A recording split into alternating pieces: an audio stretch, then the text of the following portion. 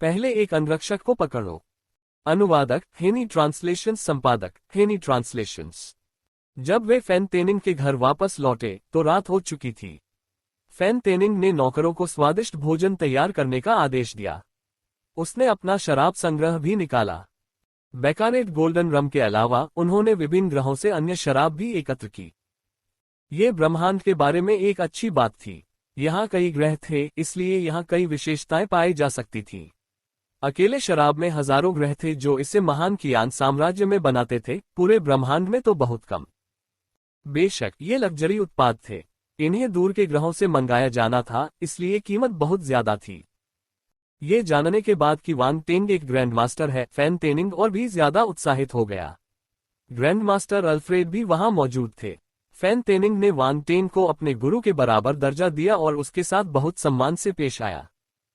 उनके शिष्य हो जिवेई और कुई सिटे उलझन में थे। हालांकि उनके गुरु ने अतीत में वांग टेंग के साथ गर्मजोशी से व्यवहार किया था, लेकिन वह इतना सम्मानजनक नहीं था। उसने ऐसा व्यवहार क्यों किया? ग्रैंड मास्टर वांग टेंग ने अभी अभी ग्रैंड मास्टर मूल्यांकन पास किया है। आपको उनके साथ विनम्रता और सम्मान के साथ पेश आना चाहिए। फैन तेनिंग ने उन्हें एक तरफ खींच लिया और उन्हें याद दिलाया। ग्रैंड मास्टर हो जिवेई और कुई सिटे स्तब्ध रह गए। वांग टेंग कोई मास्टर नहीं थे, वे तो एक ग्रैंड मास्टर थे। उन्हें यह असत्य लगा।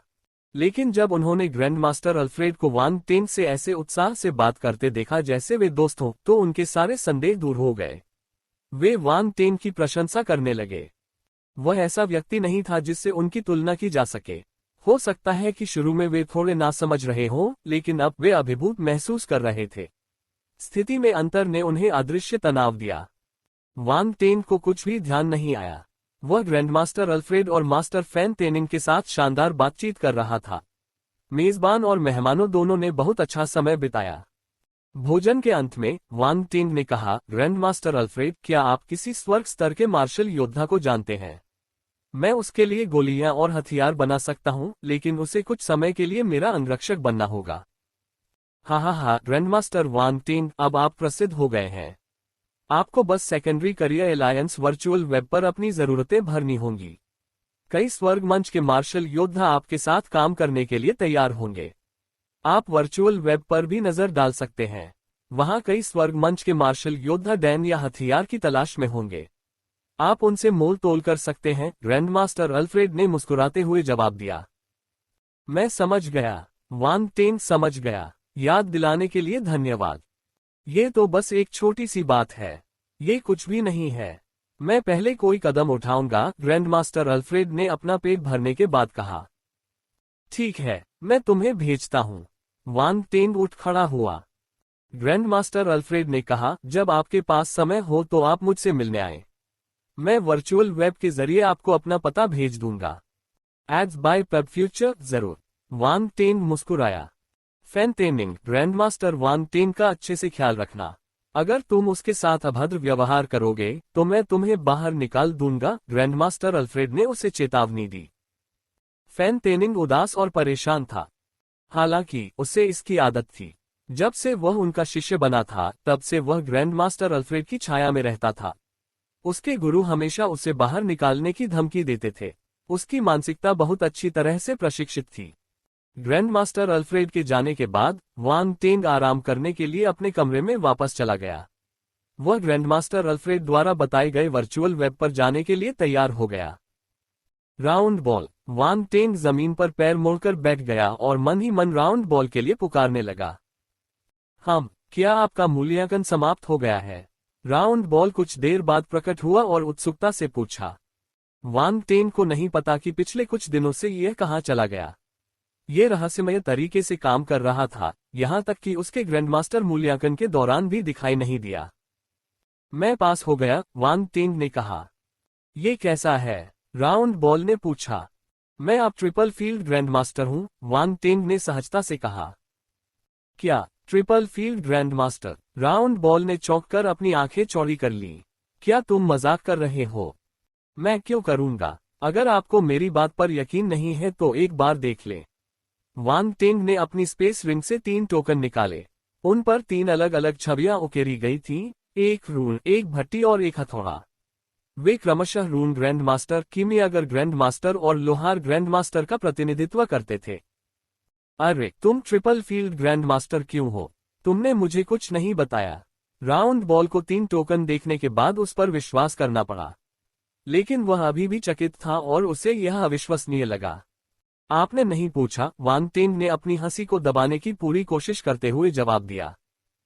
राउंड बॉल बहुत क्रोधित हो गया।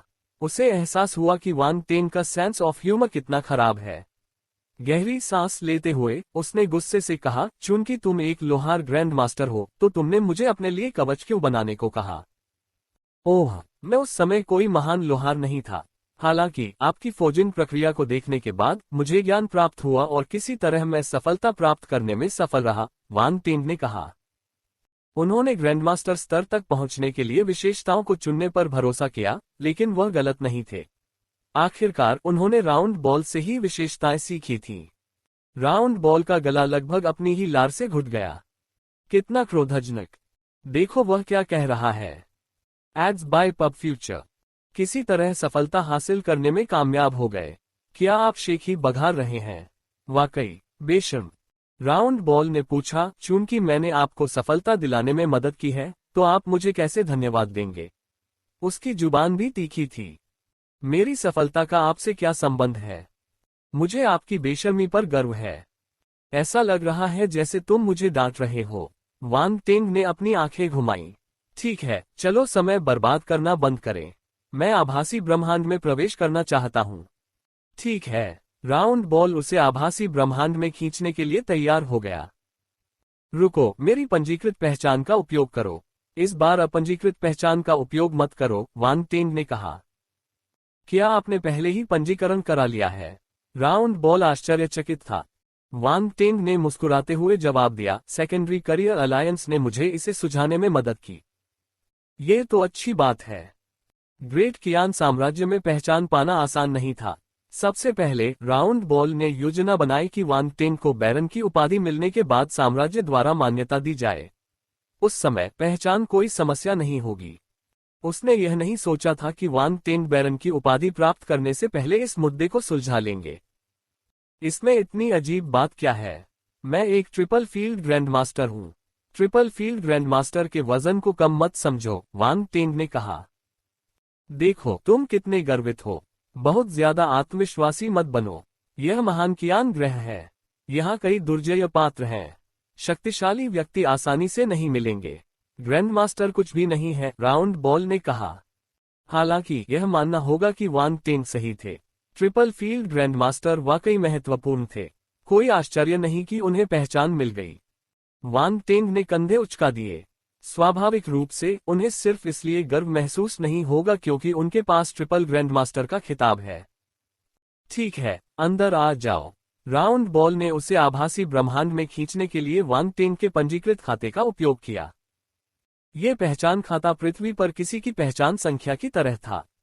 हर किसी के पास केवल एक ही पहचान संख्या होती थी और इसे साम्राज्य द्वारा मान्यता दी जाती थी। इस पहचान खाते के माध्यम से कोई भी व्यक्ति आभासी ब्रह्मांड में प्रवेश कर सकता है। वहां उसकी छवि वैसी ही होगी जैसी वास्तविक जीवन में होती है। वान टेंग कई बार आभासी दुनिया में जा चुका था, इसलिए वह उससे परिचित था। उसने सेकेंडरी करियर अलायंस का स्थान पूछा और वहां चला गया। अगर उसके पास वर्चुअल यूनिवर्स में कोई प्रॉपर्टी होती तो वह सेकेंडरी करियर अलायंस के नेटवर्क से जुड़ने के लिए प्रॉपर्टी में मौजूद सिस्टम का इस्तेमाल कर सकता था। हालांकि उसके पास कोई नहीं था, इसलिए उसे सीधे वहां जाना पड़ा। यह थोड़ा ज्यादा परेशानी भरा था। Ads by pub Future. चूंकि वान टेंग महान कियान साम्राज्य में प्रकट हुआ था, इसलिए वह महान कियान साम्राज्य शाखा की ओर चला गया। सेकेंडरी करियर अलायंस में पहुंचने के बाद वह विशेष रूप से ग्रैंडमास्टर्स के लिए बने एक कमरे में गया। यह एक कार्यालय जैसा था। उसने मेज पर एक हल्की स्क्रीन खोली और अपनी इच्छित जानकारी खोजी। स्वर्ग स्तर के मार्शल योद्धाओं के कई मिशन हैं, वान टेंग ने जानकारी को स्क्रॉल करते हुए खुद से कहा। मुझे किसे ढूंढना चाहिए? सूची को देखते हुए अंततः उनकी नजर एक मिशन पर टिक गई। स्वर्ग स्तर के हथियार की आवश्यकता है। इनाम 5 बिलियन GQC और लोहार से एक अनुरोध। नोट: इस हथियार की कठिनाई सामान्य 5वीं रैंक के ग्रैंडमास्टर स्तर के हथियार से अधिक है। इसलिए इसके लिए उच्च महारत वाले ग्रैंडमास्टर लोहार की आवश्यकता होती है। कृपया केवल तभी आवेदन करें जब आप पर्याप्त रूप से कुशल हों। 5वें दर्जे के ग्रैंडमास्टर स्तर। वान टेंग ने अपनी थोड़ी को छुआ और सोचा। कोई आश्चर्य नहीं कि दूसरे पक्ष ने एक विशेष नोट जोड़ा। ये 5वीं रैंक का ग्रैंडमास्टर स्तर का हथियार था और बेहद मुश्किल लग रहा था। 5 बिलियन एक अच्छी कीमत थी। ग्रैंडमास्टर स्तर पर अलग अलग रैंक थे। पहले से तीसरे रैंक के ग्रैंडमास्टर स्तर के हथियारों का इस्तेमाल ब्रह्मांड चरण के मार्शल योद्धाओं द्वारा किया जाता था। इस प्रकार उन्हें ब्रह्मांड चरण के हथियार के रूप में जाना जाता था। चौथे से छठे रैंक के हथियारों का इस्तेमाल स्वर्ग चरण के मार्शल योद्धाओं द्वारा किया जाता था और उन्हें स्वर्ग चरण के हथियार के रूप में जाना जाता था। 7वें से 9वें स्तर के हथियारों का इस्तेमाल ब्रह्मांड चरण के मार्शल योद्धाओं द्वारा किया जाता था, इसलिए उन्हें ब्रह्मांड चरण के हथियार कहा जाता था। लेकिन इससे ये भी पता चलता है कि एक ग्रैंडमास्टर लोहार के लिए पैसा कमाना कितना आसान था। उन्हें सिर्फ एक हथियार बनाने से कुछ बिलियन GQC का भुगतान मिल सकता था। यह आश्चर्यजनक था। बेशक यह उत्पाद की रैंक से संबंधित था। दूसरे पक्ष को 5वीं रैंक के हथियार की आवश्यकता थी। सामान्य ग्रैंडमास्टर लोहार ऐसा नहीं कर सकते थे, इसलिए वे ये पैसा नहीं कमा पाएंगे। वान टेंग ने अपने गुण पैनल पर अपनी लोहार विशेषता को घूर कर देखा। लोहार 3200 बटा 10,000। 3200 अंक। ये अंक उन्हें अपने मूल्यांकन से पहले सेकेंडरी करियर अलायंस में मिले थे। लेकिन उसके पास अभी तक 5वीं श्रेणी का हथियार बनाने की क्षमता नहीं थी, यहां तक कि 4थी श्रेणी का हथियार भी नहीं। लाइटनिंग स्लैप आपदा बिजली के 4 बोल्टों को आकर्षित कर सकता था क्योंकि उसने उसमें आपदा बिजली डाली थी। उसकी असली फोजिंग महारत 4थी श्रेणी का हथियार बनाने के लिए पर्याप्त नहीं थी। लेकिन घबराने की कोई जरूरत नहीं थी। वह सौदा करके पहले इस अंगरक्षक को ले लेगा। वैसे भी उसे अभी ऐसा करने की जरूरत नहीं थी। वान टेंग ने दूसरे पक्ष को एक संदेश भेजा और सीधे पूछा, आपको किस हथियार की आवश्यकता है? उस व्यक्ति ने तुरंत उत्तर दिया, आप कौन से ग्रैंडमास्टर हैं? वान टेंग, क्या आप आज बिजली गिरने की आपदा के बारे में जानते हैं? दूसरे पक्ष ने ऐसे उत्तर दिया जैसे वे चौंक गए हों। क्या आप ट्रिपल ग्रैंडमास्टर हैं जो अभी अभी सेकेंडरी करियर अलायंस में शामिल हुए हैं? वान टेंग ने हंसते हुए जवाब दिया, हाँ, वास्तव में। एक और त्वरित उत्तर, फक बॉस, कृपया मेरा वीडियो कॉल स्वीकार करें। आइए आमने सामने बात करें। ओमेगा। स्वर में अचानक परिवर्तन के कारण वान टेंग चुप हो गया। स्क्रीन पर एक वीडियो कॉल आमंत्रण पॉप अप हुआ। क्या उसे इसका उत्तर देना चाहिए? एक मेचा रेस हेवन स्टेज मार्शल योद्धा। अनुवादक हेनी ट्रांसलेशन, संपादक हेनी ट्रांसलेशंस। स्क्रीन पर कॉल अलर्ट बज रहा था। वान टेंग हिचकिचाया। उसे लगा कि दूसरा पक्ष थोड़ा अजीब था। स्वर्ग मंच के मार्शल योद्धा के पीछे का रहस्य और गरिमा एक पल में गायब हो गई और वह बल्कि लापरवाह था। क्या वह भ्रम में था या फिर दूसरा पक्ष दिखावा कर रहा था? वान टेंग झिझका, लेकिन फिर भी उसने स्वीकार करें पर क्लिक करने का फैसला किया। स्क्रीन पर तुरंत एक सिर दिखाई दिया। वह लगभग स्क्रीन को छू रहा था जैसे कि दूसरा पक्ष वान टेंग का चेहरा स्पष्ट रूप से देखने की कोशिश कर रहा हो। लेकिन वह निराश था क्योंकि वान टेंग का चेहरा प्रकाश से अवरुद्ध था। वह उसका चेहरा बिल्कुल नहीं देख पा रहा था। वान टेंग दूसरे पक्ष की उपस्थिति से आश्चर्यचकित था। स्वर्ग मंच मार्शल योद्धा एक रोबोट था। इसका सिर यांत्रिक था और नीली इलेक्ट्रॉनिक आंखें थीं। ये बिल्कुल भी इंसान जैसा नहीं दिखता था। जब ये पीछे हटा तो वान टेंग को उसका यांत्रिक शरीर भी दिखाई दे रहा था। मेचा रेस, राउंड बॉल ने आश्चर्य से कहा, वह मेचा रेस से है। मेचा रेस? क्या ऐसी कोई रेस है? क्या रोबोट इंसानों द्वारा नहीं बनाए गए हैं? वान टेंग उत्सुक था। नहीं, वे एक जैसे नहीं हैं। मेचा रोबोट नहीं है। मेचा जाति एक बहुत ही अजीब जीवन रूप है। उनके पास असली शरीर नहीं है और वे कुछ हद तक मेरे जैसे बुद्धिमान जीवन रूपों के समान हैं। हालांकि वे इस तरह पैदा हुए थे, जबकि मैं आज जो हूं उसमें विकसित हुआ हूं, राउंड बॉल ने गंभीरता से समझाया। तो फिर उनके यांत्रिक शरीरों के बारे में क्या?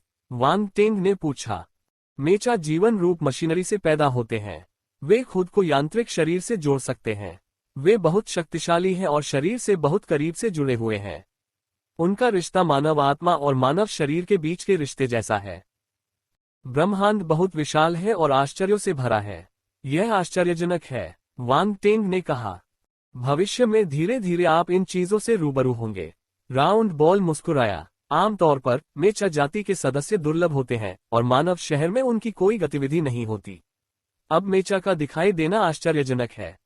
अगर मैं उसके साथ व्यापार करूं तो क्या कोई समस्या होगी? वांग टेंग ने पूछा। नहीं, मेचा जाति को मान्यता प्राप्त है और इसके कई मजबूत सदस्य हैं।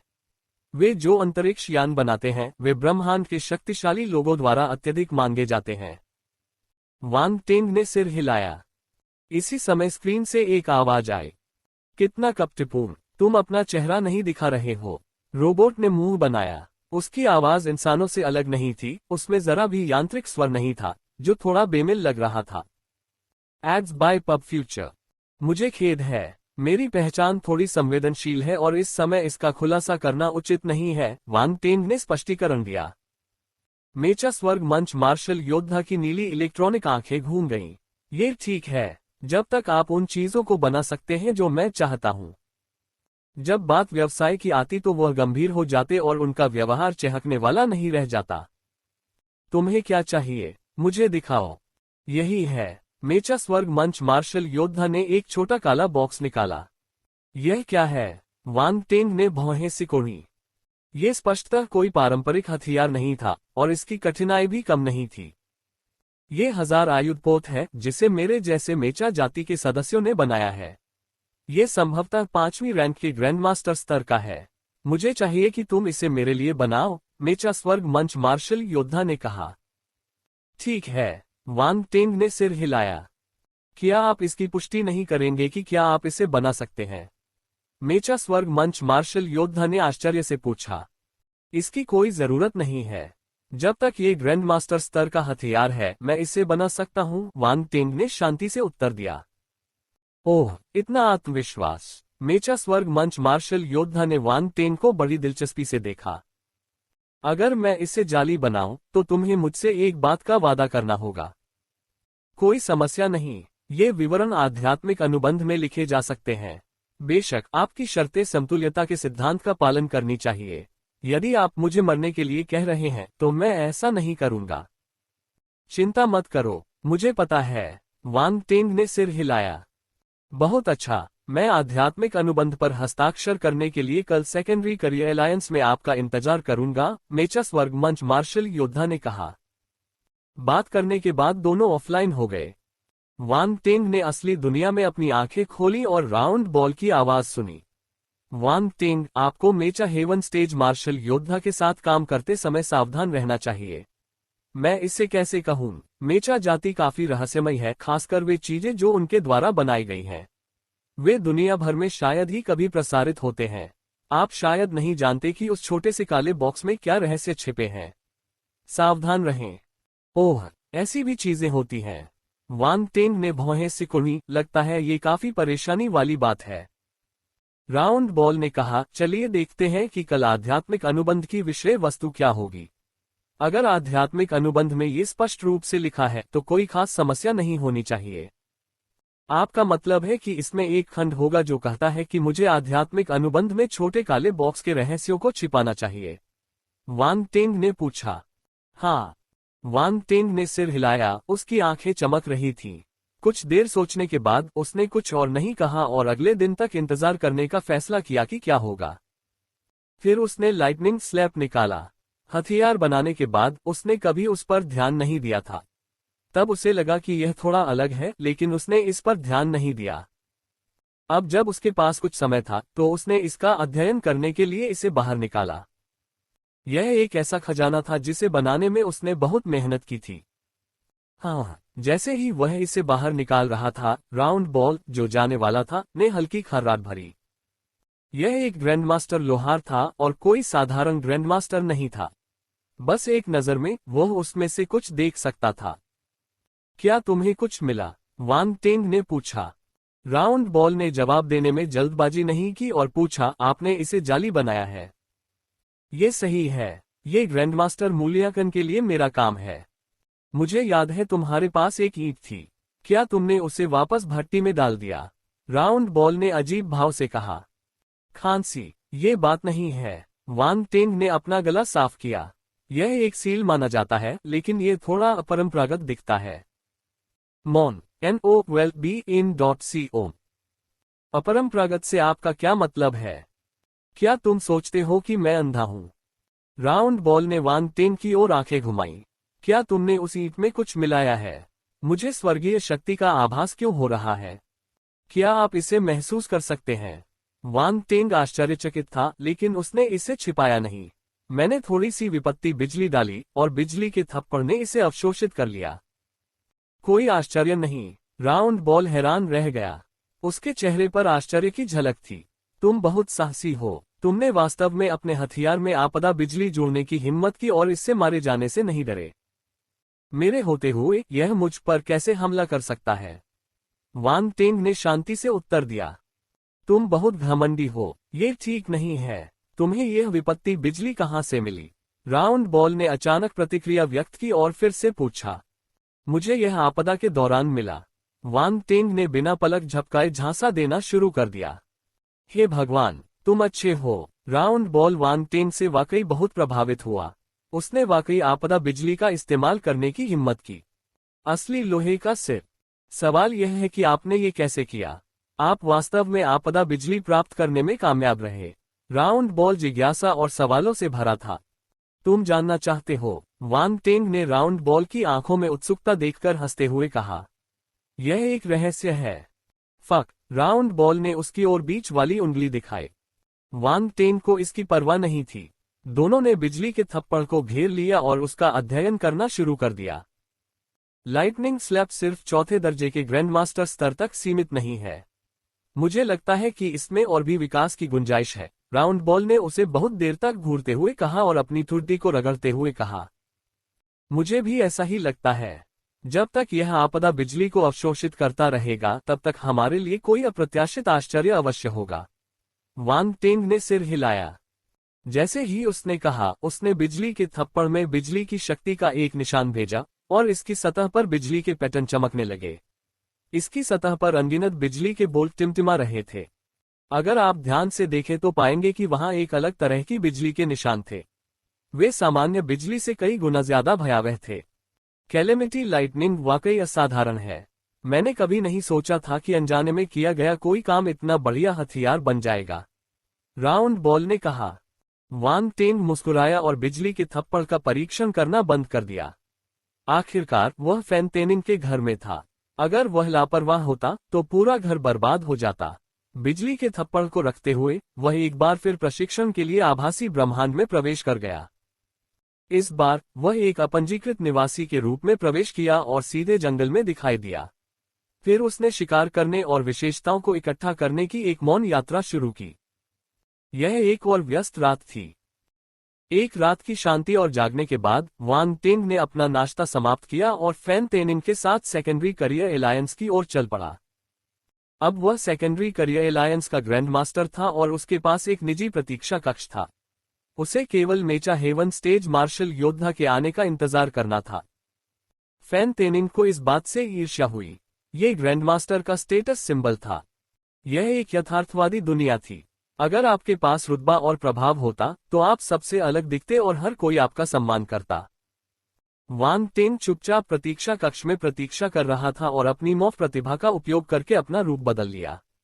आध्यात्मिक अनुबंध पर हस्ताक्षर करने से पहले वह मेचा स्वर्ग मंच मार्शल योद्धा को अपना असली चेहरा नहीं देखने देगा। चूंकि मौफ प्रतिभा व्यक्ति के भौतिक शरीर को भी बदल सकती थी, इसलिए इसे शारीरिक विकृति क्षमता माना जाता था। भले ही दूसरे लोग ये बता सके कि उसने अपना रूप बदल लिया है, लेकिन वे यह नहीं बता पाएंगे कि वह वास्तव में कैसा दिखता था। यह अन्य भ्रम तकनीकों की तरह नहीं था। एक बार जब वे दूर हो जाते तो उसका असली रूप सामने आ जाता। ऐसी तकनीकों ने केवल पर्दा की एक परत जोड़ दी। थोड़ी देर इंतजार करने के बाद जैसा कि सहमति हुई थी, दूसरा पक्ष प्रतीक्षा कक्ष में आ गया। मेचा स्वर्ग मंच मार्शल योद्धा एक ग्रे लिबादे में लिपटा हुआ था और एक धातु का मुखौटा पहना हुआ था ताकि लोग उसका चेहरा न देख सकें। वांग टेंग को जिज्ञासा हुई। पिछली रात उसने खुद को बहुत उदारता से दिखाया था। आज वह इतना रहस्यमयी व्यवहार क्यों कर रहा था? क्या ये सब व्यर्थ नहीं था? मेचा हेवन स्टेज मार्शल योद्धा ने प्रतीक्षा कक्ष में प्रवेश किया और अपना हुड और मुखौटा उतार दिया, जिससे उसका यांत्रिक चेहरा सामने आ गया। मुझे खेद है, मैंने कुछ परेशानी से बचने के लिए ऐसा किया। लगता है कि आप और मैं एक जैसे हैं। वांग टेंग मुस्कुराए और आमंत्रण का इशारा किया। कृपया बैठ जाएं। हर किसी के अपने रहस्य होते हैं। मेचा ने वांग टेंग की ओर आंखें सिकोड़ कर देखा। वांग टेंग एक पल के लिए स्तब्ध रह गया। उसे समझ नहीं आया कि हंसे या रोए। इस मेचा स्वर्ग मंच के मार्शल योद्धा में स्वर्ग मंच के योद्धा जैसी आभा नहीं थी। उसे लगा कि वह एक युवा व्यक्ति है। बकवास, मैं गरीब नहीं हूं। अनुवादक हेनी ट्रांसलेशन, संपादक हेनी ट्रांसलेशंस।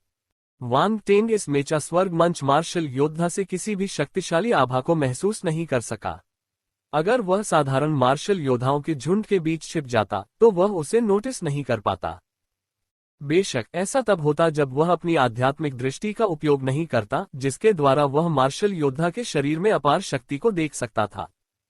इसमें कोई संदेह नहीं कि यह व्यक्ति एक सच्चा स्वर्गीय मार्शल योद्धा था। NOWELLBEIN.CO। मैं आपको कैसे संबोधित करूं? वांग टेंग ने पूछा। आन लैन, मेचा स्वर्ग मंच मार्शल योद्धा ने उत्तर दिया। मी एन लैन, चलिए काम पर आते हैं। ये सेकेंडरी करियर अलायंस का आध्यात्मिक अनुबंध है। कृपया इसे देखें। वांग टेंग ने एक स्क्रॉल निकाला और उसे मेज पर रख दिया। मूल धाराएं और विषय वस्तु पहले ही लिखी जा चुकी थी। उन्हें बस अपने धाराएं और हस्ताक्षर भरने थे। एन लैन ने किताब की सामग्री पढ़ने के बाद सिर हिलाया। उसने अपनी शर्तें और नाम उस पर लिख दिया। वांग टेंग ने नई सामग्री पर नजर डाली। जैसा कि अपेक्षित था, वह चाहता था कि वांग टेंग 1000 आयुध पोत की संरचना को गुप्त रखे। वांग टेंग को सहजता महसूस हुई। उसने भी स्क्रॉल पर हस्ताक्षर किए। आध्यात्मिक अनुबंध चमक उठा। इसका मतलब था कि उनका अनुबंध प्रभावी होना शुरू हो गया था। हमारे सहयोग की प्रतीक्षा में वे अनायास ही मुस्कुरा उठे। एन लैन खुश था कि उसे 1000 आयुध पोत बनाने वाला एक व्यक्ति मिल गया। उसने कई ग्रैंडमास्टर लोहारों की तलाश की थी, लेकिन उनमें से कोई भी इसे नहीं बना सका। ग्रैंडमास्टर स्तर से ऊपर के लोहारों के लिए वह उन्हें बर्दाश्त नहीं कर सकता था। हालांकि वांग टेंग आश्वस्त थे। उन्होंने कहा कि वह कोई भी ग्रैंडमास्टर स्तर का हथियार बना सकते हैं। एन लैन को संदेह था, लेकिन चूंकि दूसरा पक्ष ट्रिपल फील्ड ग्रैंडमास्टर था, इसलिए वह बेहद प्रतिभाशाली होना चाहिए। वह ईमानदारी से ऐसा करने में सक्षम हो सकता है। जहां तक वांग टेंग का सवाल है, वह बहुत खुश था क्योंकि उसे स्वर्ग स्तर का अंगरक्षक मिल गया था। यह आसान नहीं था। यदि दूसरे पक्ष को पर्याप्त लाभ नहीं मिलता तो वह ऐसा निम्न श्रेणी का काम करने के लिए तैयार नहीं होता।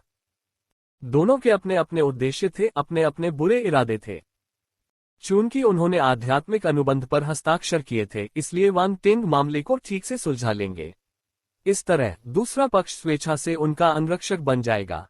श्री एन लैन, आप 1000 आयुध पोत को मेरे पास क्यों नहीं ले जाते ताकि मैं उसे देख सकूं? एन लैन ने उसे निकालकर मेज पर रख दिया। वांग टेंग ने 1000 आयुधों वाला बर्तन उठाया और आश्चर्य से कहा, यह एक आध्यात्मिक हथियार है। एक ट्रिपल फील्ड ग्रैंडमास्टर से जैसी उम्मीद थी। आप तुरंत इसका सार समझ सकते थे, एन लैन ने मुस्कुराते हुए कहा। क्या मैं ब्लूप्रिंट देख सकता हूं? वांग टेंग ने चमकती आंखों से पूछा। लान ने अपनी कलाई घड़ी पर टैप किया और उनके सामने एक लाइट स्क्रीन दिखाई दी। इस पर 1000 आयुध पोत का डिजाइन प्रदर्शित था। वांग टेंग ने कुछ देर तक देखा और भौहें सिकोड़ लीं। तस्क वांग टेंग, इसने तुम्हें बेवकूफ बना दिया। ये हथियार 5वीं रैंक के ग्रैंडमास्टर स्तर का हो सकता है, लेकिन इसकी जटिलता 6ठी रैंक या 7वीं रैंक के हथियार के बराबर है। राउंड बॉल ने वांग टेंग के दिमाग में हलचल मचा दी। उसने मुझे धोखा दिया। वांग टेंग ने भी समस्या को नोटिस किया। वह अवाक रह गया। Ads by pub Future. हा, लेकिन क्या आप इस वस्तु को बना सकते हैं? अगर नहीं, तो मैं बना सकता हूं, राउंड बॉल ने कहा। ये ठीक है, वांग टेंग ने कहा। मैं इसे अभ्यास के रूप में उपयोग कर सकता हूं और अगली बार अपने लिए एक बना सकता हूं। अनुबंध में कहा गया है कि मैं ब्लूप्रिंट लीक नहीं कर सकता। इसमें यह नहीं कहा गया है कि मैं अपने लिए एक नहीं बना सकता। तो यह वही है जो आप योजना बना रहे थे। राउंड बॉल हंसी और आंसू के बीच फंस गया था। वांग टेंग ने एन लैन पर गौर से नजर डाली और कहा, हालांकि यह 5वीं रैंक का ग्रैंडमास्टर स्तर का हथियार है, लेकिन यह 7वें रैंक के ग्रैंडमास्टर स्तर जितना ही कठिन है। कैसा है? क्या तुम ये कर सकते हो? एन लैन ने हंसते हुए फिर पूछा। बेशक, वांग टेंग ने मुस्कुराते हुए जवाब दिया। ये बहुत बढ़िया है। एन लैन बहुत खुश था। उसे लगा कि यह एक अच्छा सौदा था। 5 बिलियन GQC और 7वें रैंक के ग्रैंड मास्टर स्तर की कठिनाई वाले हथियार के लिए एक अनुरोध एक अच्छा सौदा था। दूसरी पार्टी अभी अभी प्रसिद्ध हुई थी, इसलिए वह एक अच्छा सौदा करने में कामयाब रहा। अन्य ग्रैंड मास्टर्स जो कुछ समय से प्रसिद्ध थे, संभवतः उनके अनुरोध पर सहमत नहीं होंगे। वांग टेंग ने कहा, अब मैं अपना अनुरोध कहता हूं। आगे बढ़ो। एन लैन मुस्कुराया। वांग टेंग ने मुस्कुराते हुए कहा, कुछ समय के लिए मेरे अंगरक्षक बन जाओ। उसने बात को घुमा फिराकर नहीं कहा। आओ देखें कौन धोखा खा रहा है। एक अंगरक्षक? आप एक स्वर्गीय मार्शल योद्धा को अंगरक्षक बनने के लिए कह रहे हैं? एन लैन अवाक रह गई। हाँ, क्या कोई समस्या है? वांग टेंग ने पूछा। क्या तुमने किसी को नाराज किया? एन लैन भले ही खुशमिजाज दिखाई देता हो, लेकिन वह एक सतर्क व्यक्ति था। वांग टेंग ने अपना रूप पुनः प्रकट किया और उत्तर दिया, मेरा असली नाम वांग टेंग है। साथ ही उन्होंने काओ परिवार का समर्थन करने वाले गुट के साथ अपने संबंधों के बारे में भी बताया। काओ हुंटू एक स्वर्ग मंच मार्शल योद्धा है, लेकिन यह मामला कई लोगों को फंसाता है। एन लैन की निगाहें झिलमिला उठीं। वह बैरन की घटना के बारे में जानता था। एक मजबूर मुस्कान के साथ उसने कहा, कोई आश्चर्य नहीं कि तुम इतनी जल्दी सहमत हो गए। तुम यहाँ मेरा इंतजार कर रहे थे। तो आप क्या सोचते हैं? हाँ, जब तक आप मुझे 1000 आयुधपोत बनाने में मदद करते हैं, मुझे कुछ समय के लिए आपका अंगरक्षक बनने में कोई आपत्ति नहीं है। एन लैन ने अपने दांत पीसते हुए सहमति जताई। बहुत बढ़िया, मुझे सीधे सादे लोगों के साथ काम करना पसंद है। वांग टेंग ने हंसते हुए कहा। हालांकि एन लैन मुस्कुरा नहीं सका। उसे लगा कि उसे अच्छा सौदा मिला है, लेकिन अंत में वह ठगा गया। सौदा पाने वाला व्यक्ति वांग टेंग था। ये छोटी लोमड़ी। अपनी सारी गणनाओं के बाद भी वह जाल में फंस गया। धत्तेरी की। क्या तुमने सारी सामग्री तैयार कर ली है? वांग टेंग ने मुस्कुराते हुए कहा। वह एन लैन के निराश चेहरे को देखकर खुश हुआ। अभी भी कुछ तैयारियां बाकी हैं। एन लैन ने अपना सिर हिलाया। हालांकि मैं आज यूनिक ट्रेजर स्ट्रीट जाने की योजना बना रहा हूं। अनोखी खजाने वाली गली। वांग टेंग थोड़ा उत्सुक था। आप वहां कई अच्छी चीजें पा सकते हैं, जैसे अयस्क, आध्यात्मिक जड़ी बूटियां आदि। ये जानना मुश्किल है कि कौन सी चीजें असली हैं और उनकी गुणवत्ता असंगत है, लेकिन अगर आपकी नजर तेज है तो आप छिपे हुए रत्न पा सकते हैं। सबसे अच्छी बात यह है कि वे सस्ते हैं, एन लैन ने कहा। Ads by pub Future.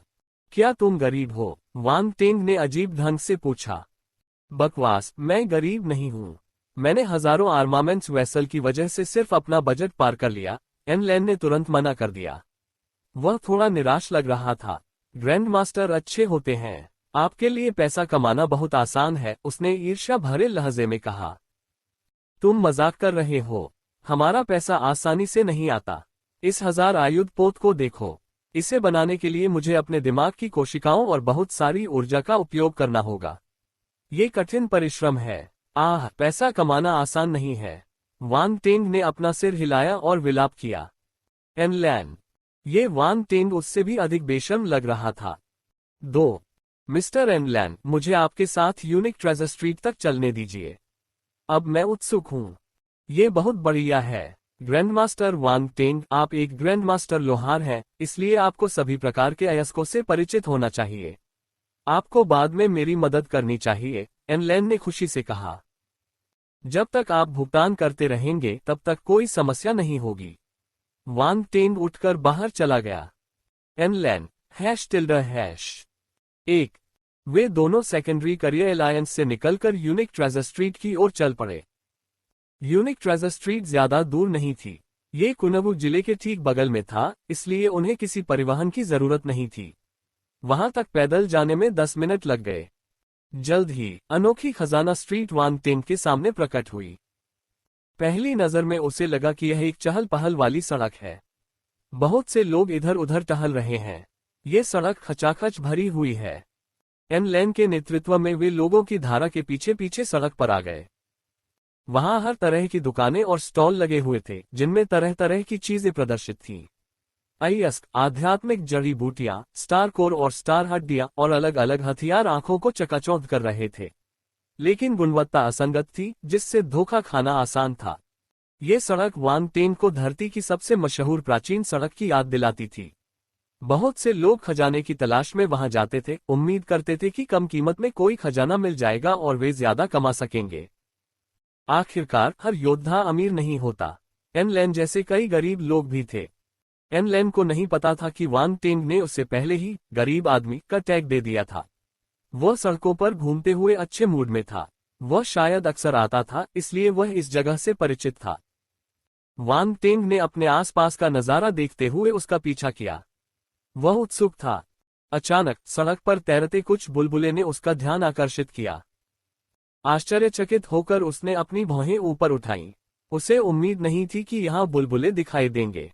उसने अपनी आध्यात्मिक शक्ति जारी की और विशेषता वाले बुलबुले को ऊपर खींच लिया। खनन कौशल तारांकन 5-0। खनन कौशल तारांकन 8-0। खनन कौशल तारांकन 6-0। यह विशेषता वांग टेंग हैरान था। Ads by pub Future. उसने पहले भी पृथ्वी पर एक उम्मीदवार से यह गुण सीखा था। उसे यह गुण फिर से देखकर आश्चर्य हुआ। विशेषता बुलबुले वांग टेंग के दिमाग में विलीन हो गए और उसके ज्ञान और स्मृति में बदल गए। उसका खनन कौशल नींव चरण से शुरुआती चरण तक बढ़ गया। माइनिंग इंजीनियर 220/1000 प्रारंभिक चरण। वांग टेंग ने चलना बंद नहीं किया। वह एन लैन का पीछा करता रहा और जल्द ही उसे और बुलबुले मिल गए। उसने उन्हें भी उठा लिया। खनन कौशल तारांकन 1-0-0। खनन कौशल तारांकन 8-0। खनन कौशल तारांकन 1-2-0। फिर से वही विशेषता। वांग टेंग की अभिव्यक्ति अजीब हो गई। उसने ज्यादा नहीं सोचा क्योंकि विशेषताएं चुनने में पैसे नहीं लगते। कुछ देर बाद वे एक दुकान के सामने रुके। वांग टेंग की खनन इंजीनियर पंक्ति को शुरुआती चरण से मध्यवर्ती चरण तक उन्नत किया गया था। खनन इंजीनियर 50/3000 मध्यवर्ती चरण। इस समय एन लैन अपनी छवि की परवाह किए बिना स्टॉल के सामने बैठा था। उसने एक हुड और एक धातु का मुखौटा पहना हुआ था, इसलिए अन्य लोग यह नहीं बता सकते थे कि वह किस जाति से है। इस पोशाक में लोगों को ढूंढना आसान था।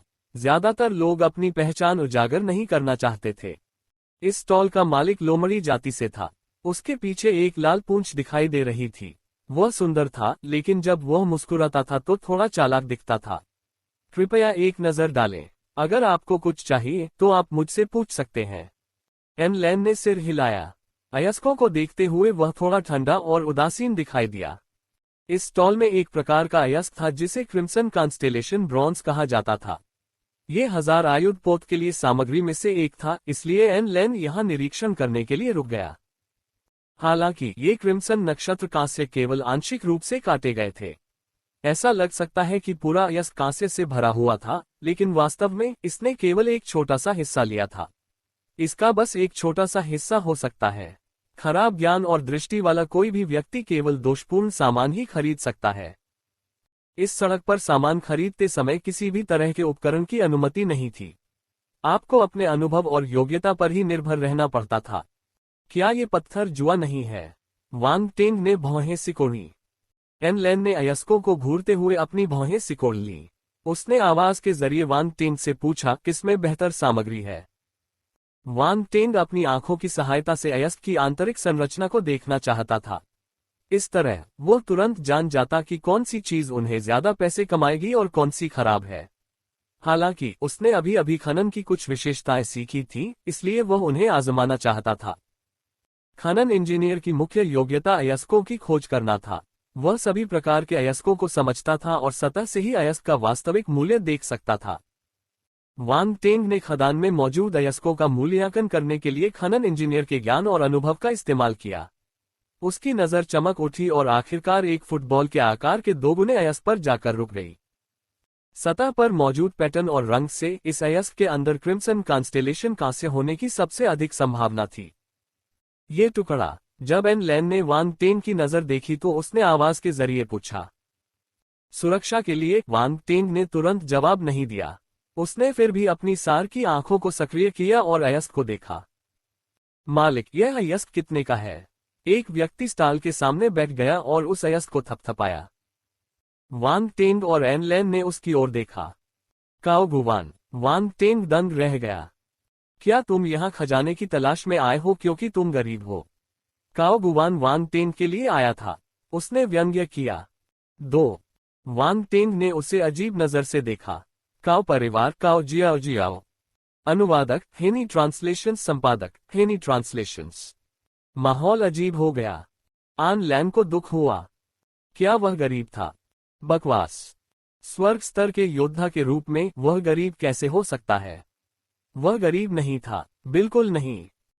ये कमीना उसे फंसा रहा था। वह उसकी प्रतिष्ठा को नुकसान पहुंचा रहा था। कितना दुष्ट आदमी है। उसने काओ गुवान को घूर कर देखा, लेकिन उसने अपनी आभा नहीं छोड़ी। ये बहुत अजीब था। कोई नहीं जानता था कि उसने ऐसा क्यों नहीं किया। यदि उसने काओ गुवान पर दबाव डाला होता, जो कि केवल एक दिव्य स्तर का मार्शल योद्धा था, तो काओ गुवान को जमीन पर धकेल दिया गया होता। काओ गुवान हैरान रह गया जब उसने एन लैन की निगाहें देखी। क्या बकवास है। वह वांग टेंग से बात कर रहा था। ग्रे गाउन और मास्क पहने यह अजीब आदमी उसे घूर क्यों रहा था, जबकि वांग टेंग की कोई प्रतिक्रिया नहीं थी। मास्टर काओ, क्या आप भी यहाँ खजाना खोजने आए हैं? क्या आप गरीब हैं? क्या यहाँ के लोग भी गरीब हैं? वांग टेंग शांति से मुस्कुराया, तब भी जब काओ गुवान उसका मजाक उड़ा रहा था। 1। उनके आसपास खड़े लोग मुड़े और उन्हें खतरनाक तरीके से घूरने लगे। यहाँ हर तरह के लोग मिल सकते थे, अच्छे या बुरे, और कई अलग अलग जातियों से। उनमें से सभी काओ गुवान को नहीं जानते थे, इसलिए स्वाभाविक रूप से वे इस दिव्य मंच के मार्शल योद्धा से नहीं डरते थे। काओ गुवान के चेहरे पर भाव बदल गए। उसे लगा कि उसके सिर पर रोंगटे खड़े हो गए हैं। उसे ऐसा लग रहा था जैसे कोई छोटा और कमजोर दीपक भेड़ियों के झुंड की मांद में घुस गया हो। Ads by pub Future. तुम बकवास कर रहे हो। मेरा ऐसा मतलब नहीं था, काओ गुवान ने तुरंत जवाब दिया। उसके सिर से ठंडा पसीना टपकने लगा। तो फिर तुम्हारा क्या मतलब है? वांग टेंग ने पूछा। काओ गुवान, आप क्या कर रहे हैं? उसे इस कमीने को नहीं छेड़ना चाहिए था। वह वांग टेंग का मुकाबला नहीं कर सकता था। क्या वह काओ परिवार से है? एन लैन ने पूछा। उसे समझ नहीं आ रहा था कि उसे हंसना चाहिए या रोना चाहिए। वह काओ होंटू का बेटा है। वांग टेंग भी हंसा। मैंने सुना है कि काओ होंटू का एक बेटा और एक बेटी है जो ब्रह्मांडीय स्तर तक पहुंच चुके हैं। मुझे नहीं लगता कि यह कोई बेवकूफ आदमी है ना? एन लैन ने अपना सिर हिलाया। ओह, उसका एक बेटा और एक बेटी ब्रह्मांड मंच पर है। वांग टेंग ने आश्चर्य से कहा।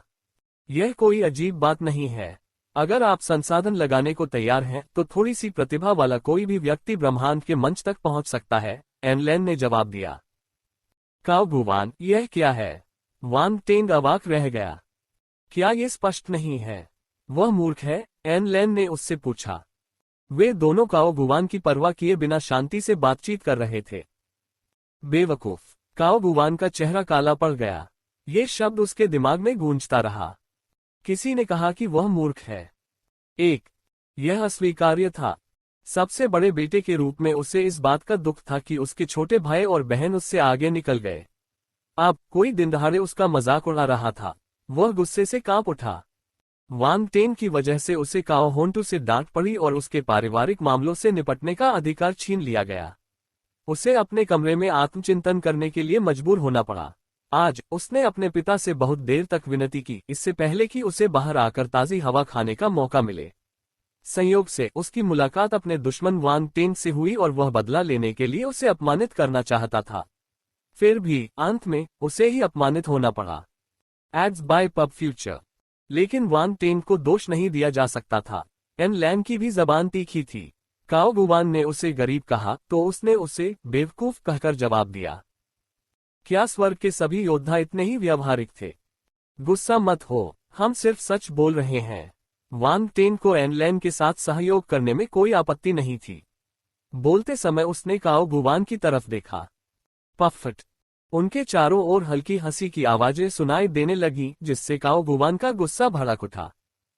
तुम मौत की तलाश में हो। काओ गुवान का चेहरा लाल हो गया। उसने अपनी मुट्ठी भींच ली और तुरंत वांग टेंग को सबक सिखाना चाहता था। ये बात उसे बहुत क्रोधित कर रही थी। वह इसे सहन नहीं कर सका। बस इस समय काओ गुवान के कंधे पर एक गोरा और चिकना हाथ दिखाई दिया, साथ ही एक मोहक और दमनकारी आवाज भी। काओ गुवान स्तब्ध रह गया।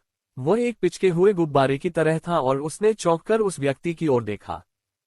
वान टेंग ने अपनी भौहें उठाई और उस लंबी महिला की ओर देखा जो अचानक काओ गुवान के पीछे आ गई थी।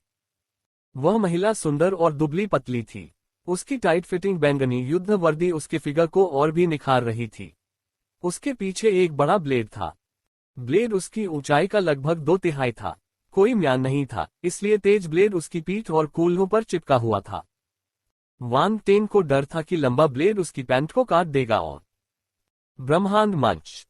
वान टेंग ने अपनी आध्यात्मिक दृष्टि को सक्रिय करने के तुरंत बाद महिला के साधना स्तर को देखा। वह चकित रह गया। तुम यहाँ क्यों हो? काओ गुवान ने भौहें सिकोड़कर पूछा। मैं यहाँ क्यों नहीं आ सकती? काओ जियाओ जियाओ ने झुककर अपना सिर झुकाकर उसकी ओर देखा। मेरा मतलब यह नहीं है। काओ गुवान डरा हुआ लग रहा था। तुम वापस क्यों आए हो? मुझे वापस आना ही था। काओ जियाओ जियाओ ने उपहास किया। तुम वाकई बहुत बहादुर हो। क्या तुमने रिहा होने के बाद ही परेशानी खड़ी कर दी? काओ गुवान का चेहरा बदसूरत हो गया। वह अपनी छोटी बहन की बातों से क्रोधित हो गया। काओ जियाओ जियाओ ने उसे अनदेखा किया और वान टेंग की ओर देखा। क्या आप वही वान टेंग हैं? क्या आप नहीं जानते कि दूसरों से उनका नाम पूछने से पहले आपको अपना परिचय देना चाहिए? वान टेंग ने शांति से उत्तर दिया। तुम बहुत गुस्सैल हो, छोटे सुंदर लड़के। काओ जियाओ जियाओ ने शान से हंसते हुए कहा। छोटा? तुमने ये शब्द गलत इस्तेमाल किया। मैं कैसे छोटा हूँ? वान टेंग भी हंसा। काओ जियाओ जियाओ दंग रह गई। उसने वान टेंग के शरीर के निचले हिस्से पर नजर डाली और उत्तेजक लहजे में कहा, जब हम इसे देखेंगे तो पता चलेगा कि यह छोटा है या नहीं। वान टेंग ने सुझाव दिया, क्यों न हम कोई एकांत कोना ढूंढकर कुछ बातचीत करें? अरे क्या तुम मौत की तलाश में हो? काओ गुवान गुस्से से हरा हो गया। उसे काओ जियाओ जियाओ पसंद नहीं था, लेकिन वह फिर भी उसकी बहन थी। वान टेंग उसके सामने ही उसे चिढ़ा रहा था। ये बहुत ज्यादा था। कोई भी आदमी इसे बर्दाश्त नहीं कर सकेगा। चुप रहो। काओ जियाओ जियाओ का चेहरा ठंडा हो गया। उसने तिरस्कार से कहा, तुम्हें मेरे काम में दखल देने का कोई अधिकार नहीं है। काओ गुवान। ये दृश्य देखकर वान टेंग की निगाहें चमक उठी। ये परिवार काफी दिलचस्प है। तुम आत्मविश्वास से भरी हुई लगती हो। काओ जियाओ जियाओ की नजर फिर से वान टेंग पर पड़ी। उसके चेहरे की ठंडक गायब हो गई थी और उसकी मोहक मुस्कान वापस आ गई थी।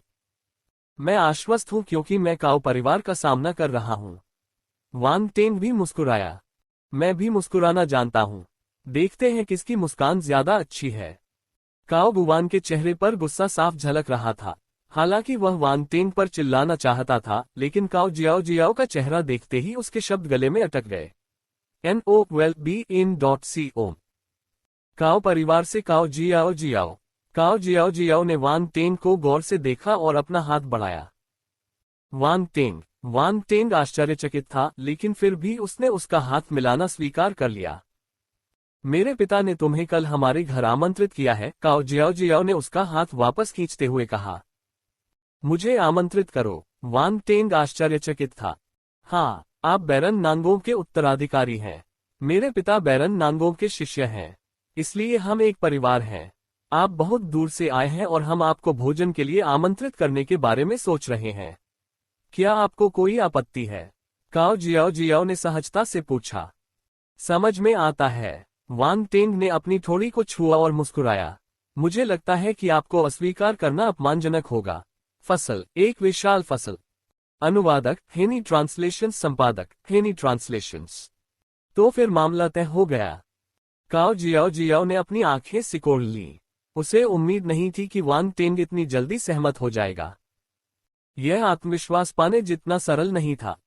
बिना किसी आत्मविश्वास के वह काओ परिवार के 2 ब्रह्मांड स्तर के मार्शल योद्धाओं और एक स्वर्ग स्तर के मार्शल योद्धा का सामना करने की हिम्मत नहीं कर सकता था।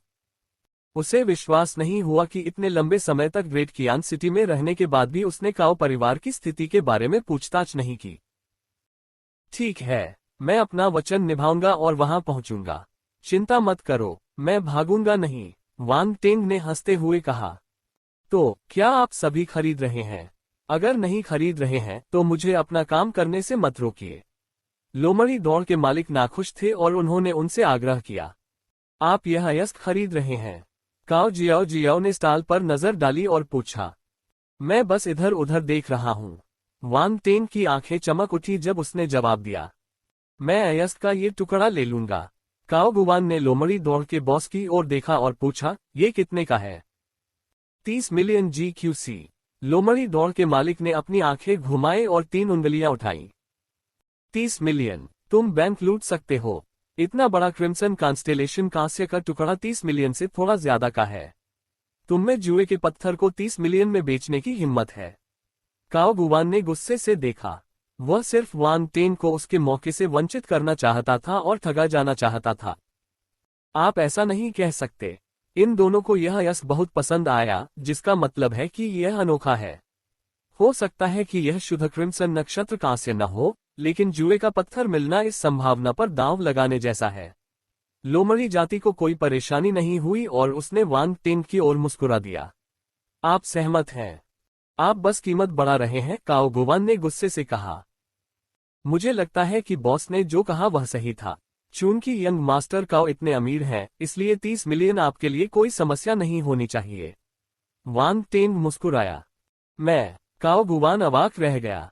उसे लगा जैसे उसने अपने लिए एक गड्ढा खोद लिया है और उसे अंदर कूदना होगा। तुम जैसे मूर्ख को साजिश करना बंद कर देना चाहिए। काओ जियाओ ने तिरस्कार पूर्वक मुस्कुराया और फिर वांग टेन से कहा, ऐसा लगता है कि तुम्हें यह अयस्क नहीं चाहिए। तुम इसे इतनी आसानी से क्यों दे रहे हो? मैं आखिरकार एक गरीब आदमी हूँ। मैं 30 मिलियन का भुगतान नहीं कर सकता, अन्यथा मैं इसके लिए यंग मास्टर काओ से लड़ता। एनलैन अंडस्को, यह आदमी बहुत बेशर्म है। एक आदमी जिसने उससे अभी अभी 5 अरब कमाए थे, गरीब था। उफ। हालांकि उसने अपना मुंह नहीं खोला और ये देखना जारी रखा कि वांग टेन इससे कैसे निपटेगा। Aids by pub future. यद्यपि क्रिम्सन कॉन्स्टेलेशन कांस्य हजार आयुध पोत के निर्माण के लिए प्रयुक्त सामग्री में से एक था, फिर भी वह चिंतित नहीं थे क्योंकि उन्हें वांग टेन पर विश्वास था, जिसके पास 3 ग्रैंडमास्टर खिताब थे। हे क्या आपको लगता है कि मैं इस पर विश्वास करूंगा? काओ जियाओ ने कहा, हमें यह नहीं चाहिए, आप इसे ले सकते हैं। तुम इतने विनम्र क्यों हो? फिर वांग टेन ने हंसते हुए अपना स्वर बदला। बुढ़ेन, इसका भुगतान करो। ठीक है, एनलैन ने तुरंत जवाब दिया और बॉस से लेन देन किया। बॉस, आपका अकाउंट नंबर क्या है? मैं आपको पैसे ट्रांसफर कर दूंगा। लोमड़ी दौड़ के मालिक को बिल्कुल भी जल्दी नहीं थी। उसने मुस्कुराते हुए काओ गुवान और काओ जियाओ की तरफ देखा। तुम्हें यह नहीं चाहिए? यह? काओ गुवान अचंभित रह गया। काओ जियाओ ने भौहें सिकोड़कर वांग टेन को घूरा। वह उसके चेहरे से कुछ देखने की कोशिश कर रही थी, लेकिन उसे सिर्फ वह उत्तेजक मुस्कान ही दिख रही थी। वह थोड़ी असहाय थी। उससे निपटना उसकी कल्पना से कहीं ज्यादा मुश्किल था। हम नहीं करते, काओ जियाओ ने उत्तर दिया। नहीं, मुझे यह अयस्क चाहिए। इसकी कीमत सिर्फ 30 मिलियन है। मैं इसे खरीद सकता हूँ। काओ गुवान ने अपने दांत पीस लिए और वांग टेन को घूर कर देखा। एनलैन ने वांग टेन की ओर देखा, जिसने अपने कंधे उचका दिए। युवा मास्टर काओ वास्तव में उदार हैं। आप इसे ले सकते हैं। इस बार काओ गुवान अपने फैसले से पीछे नहीं हटा और उसे तुरंत खरीद लिया। काओ जियाओ ने काओ गुवान पर भौहें चढ़ाईं, लेकिन उसने उसे रोका नहीं। वह अयस्क के बारे में भी निश्चित नहीं थी। वांग टेन वाकई अप्रत्याशित था। ये बताना मुश्किल था कि वह क्या सोच रहा था। उन्होंने पहले काओ होन्टू की खातिर खुद को रोक लिया था। अब चूंकि काओ गुवान ने इसे खरीदने पर जोर दिया, इसलिए वह हस्तक्षेप नहीं करेगी। लोमड़ी मालिक को थोड़ा अफसोस हुआ। उसने शुरू में सोचा था कि दोनों पक्ष इसके लिए लड़ेंगे और कीमत बढ़ा देंगे। उसने उम्मीद नहीं की थी कि वांग टेन इसे ऐसे ही छोड़ देगा। हालांकि उन्होंने फिर भी 30 मिलियन कमाए। क्रिम्सन कॉन्स्टेलेशन कांस्य का एक पूरा टुकड़ा 30 मिलियन का था। उसके पास सिर्फ एक जुए का पत्थर था। उसने शुरू में इसे 5 मिलियन में खरीदा था और इसे 7 या 8 मिलियन में बेचने की योजना बना रहा था। 2 मिलियन का मुनाफा कमाना ही काफी था। अब उसने 25 मिलियन का मुनाफा कमाया। उसने बहुत सारा पैसा कमाया। लेन देन पूरा होने के बाद काओ गुवान ने अपने अधीनस्थों को अयस्क ले जाने के लिए कहा और वांग टेन को उत्तेजक नजर से देखा। मैं अभी इसे खोलने जा रहा हूँ। अगर तुम में हिम्मत है तो तुम देख सकते हो। जरूर, मैं भी ये देखने के लिए उत्सुक हूं कि उस अयस्क में क्या है। वांग टेंग मुस्कुराया और सिर हिलाया जैसे कि उसे इस बात की परवाह नहीं थी कि काओ गुवान ने उसका अयस्क का टुकड़ा छीन लिया है। उसकी नजर से काओ गुवान को ऐसा लगा जैसे उसने रुई के एक थैले पर मुक्का मारा हो। वह अपनी हताशा कहीं भी व्यक्त नहीं कर सका। सामने वाली दुकान में अयस्क मिल सकता है, चलो वहां चलते हैं। काओ गुवान ने रास्ता दिखाया। वांग टेंग ने काओ गुवान और अन्य लोगों के साथ अयस्क की दुकान की ओर जाने से पहले एन लैन से बात की। काओ गुवान ने प्रसंस्करण शुल्क का भुगतान किया और दूसरे पक्ष को अयस्क काटने के लिए कहा। ब्रह्मांड में कई तरह के अयस्क थे और वे सभी अलग अलग पदार्थों से बने थे। मशीनों द्वारा केवल सामान्य अयस्कों का ही पता लगाया जा सकता था। कई प्रतिबंध थे और अयस्कों के आकार का पता नहीं लगाया जा सकता था। इसीलिए वहां जुए के पत्थर रखे गए थे। अयस्कों की सामग्री और आकार अलग अलग थे। अयस्कों को खोलने में कोई भी व्यक्ति केवल अपने अनुभव और किस्मत पर निर्भर हो सकता था। जो आदमी अयस्क को खोल रहा था वह 50 साल का मास्टर लग रहा था। उसने काओ गुवान को देखा और पूछा, तुम इसे कैसे काटना चाहते हो? सीधे आधे में, काओ गुवान ने जवाब दिया। मास्टर ने सिर हिलाया। क्रिम्सन कॉन्स्टेलेशन कांस्य का उपयोग फोजिन के लिए किया जाना था और अंततः इसे गलाना था। इसका आकार और आकार मायने नहीं रखता था, उन्हें केवल इसे खोलने की जरूरत थी। अभी जो सवाल पूछा गया वह एक व्यापारिक परंपरा थी। आखिरकार अगर कोई इसे मुद्दा बनाना चाहेगा तो नुकसान कारीगरों को ही होगा। बहुत से लोग इसे देखने आए थे। चाहे वह कहीं भी हो, मौज मस्ती में शामिल होना मानव स्वभाव है, खासकर अगर इसमें थोड़ा बहुत जुआ भी शामिल हो। बहुत से उत्सुक लोग थे। चीख! मास्टर ने काम करना शुरू किया और मशीन के साथ एक आरी नीचे की ओर बढ़ी। जब ब्लेड अयस्क को छूती थी तो एक कान फाड़ने वाली आवाज निकलती थी जिससे दर्शक परेशान हो जाते थे। क्रिम्सन कॉन्स्टेलेशन कांस्य कोई साधारण अयस्क नहीं था। वे बहुत कठोर थे और आरी की गुणवत्ता तीसरे दर्जे के ग्रैंडमास्टर स्तर की होनी चाहिए थी। आम लोग इसे वहन नहीं कर सकते थे। थोड़ी देर बाद अयस्क 2 हिस्सों में बंट गया। सभी ने गर्दन उठाकर उसे देखा। क्या वहां कुछ है? कौन जानता है, हो सकता है ये सिर्फ कबाड़ हो। मुझे कोई हरा रंग नहीं दिख रहा। क्या क्रिम्सन तारामंडल कांस्य हरा नहीं है? सतह धूल से ढकी हुई थी और कुछ लोग अंदर क्या है यह नहीं देख पा रहे थे। हर कोई इस पर चर्चा करने लगा। गुरु ने उस पर पानी छिड़का और दिखाया कि धूल के नीचे क्या है। ओह, वह जुआ हार गया। उसने सब कुछ खो दिया। बीच में कुछ भी नहीं है, बस किनारों पर थोड़ा सा है। 30 मिलियन बर्बाद हो गए। ये कैसे हुआ? काओ गुवान का चेहरा पीला पड़ गया क्योंकि वह इसे स्वीकार नहीं कर सका। काओ जियाओ ने भौहें सिकोड़ी और आह भरी। निश्चित रूप से काओ गुवान वांग टेंग से निपट नहीं सकता था। वह एक चालाक छोटा लोमड़ी था। युवा मास्टर काओ, लगता है आपकी किस्मत अच्छी नहीं है। वांग टेंग ने प्रसन्नता व्यक्त की। तुमने गंदा खेल खेला। काओ गुवान की आंखें क्रोध से भरी हुई थीं और उसने वांग टेंग को घूर कर देखा। 30 मिलियन ऐसे ही बर्बाद हो गए। अयस्क के किनारे सिर्फ थोड़ा सा क्रिम्सन कॉन्स्टेलेशन कांस्य बचा था। वह इसे 100,000 GQC में भी नहीं बेच सका। उसे बहुत बड़ा घाटा हुआ। अरे, तुम्हें ये देखने की जरूरत नहीं है कि तुम क्या खाते हो, लेकिन तुम्हें ये देखने की जरूरत है कि तुम क्या कहते हो। मैंने तुम्हें इसे खरीदने के लिए मजबूर नहीं किया। वांग टेंग ने अपने हाथ फैलाए। तुम बेशर्म हो। काओ गुवान की आंखें लाल हो गई थीं। उसने अपना सिर घुमाया और बूढ़े मालिक पर चिल्लाया, इसे एक बार और काटो। मुझे विश्वास नहीं होता कि अयस्क के इतने बड़े टुकड़े में सिर्फ इतना ही क्रिम्सन कॉन्स्टेलेशन कांस्य हो सकता है। परिणाम स्पष्ट है। नौजवान, तुम हारना बर्दाश्त नहीं कर सकते। बूढ़े गुरु ने अपना सिर हिलाया और बुदबुदाया। तुमने क्या कहा, बूढ़े आदमी? काओ गुवान गुस्से में था। ठीक है, अपने आप को मूर्ख बनाना बंद करो। काओ जियाओ ने उसे रोका। काओ गुवान की सारी शक्ति समाप्त हो चुकी थी।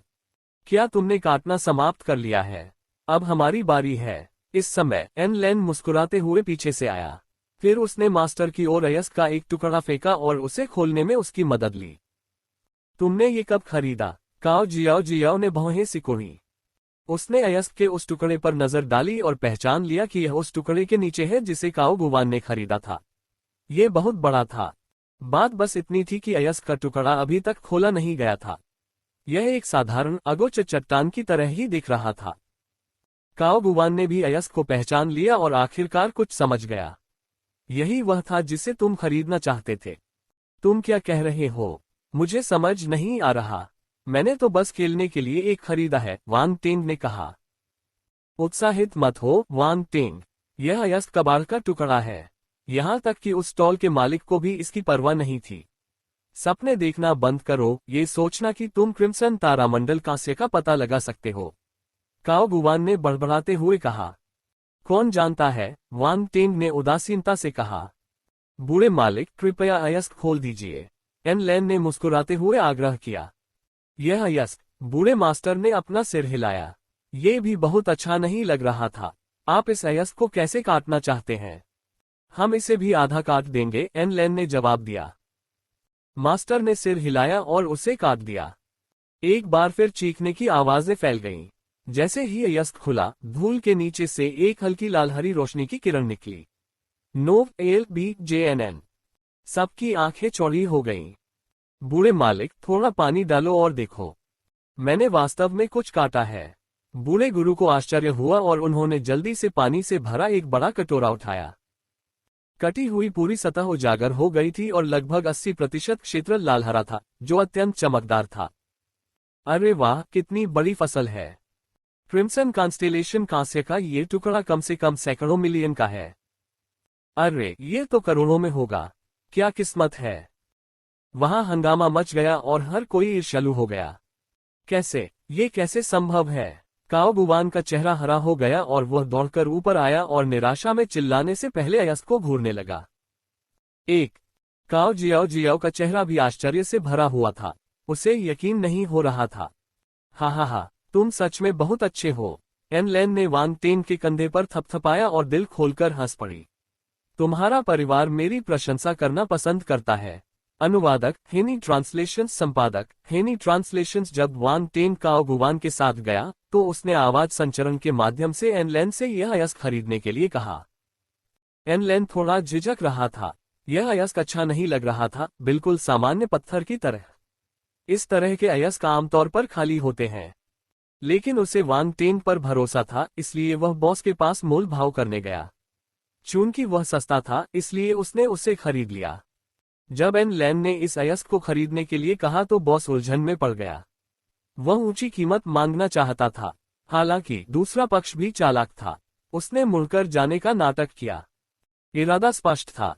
मुझे बेवकूफ बनाओगे? बिल्कुल नहीं। कोई चर्चा नहीं। उनकी प्रतिक्रिया ने बॉस की चिंता को दूर कर दिया और उन्होंने अयस्क को 50,000 में एन लैन को बेच दिया। इससे उन्हें अप्रत्याशित लाभ हुआ। एन लैन बहुत खुश था। उसने 50,000 GQC खर्च करके क्रिम्सन कॉन्स्टेलेशन कांस्य खरीदा, जिसकी कीमत कुछ मिलियन थी। इससे उसका बहुत सारा पैसा बच गया। उन्होंने वांग टेंग को यहां लाने का सही फैसला किया। ट्रिपल फील्ड ग्रैंडमास्टर के रूप में ये युवा व्यक्ति सरल नहीं था। आन लैन का ये विश्वास और भी मजबूत हो गया कि वांग टेंग असाधारण है। उसे और भी अधिक विश्वास हो गया कि वह 1000 आयुधपोत बना सकता है।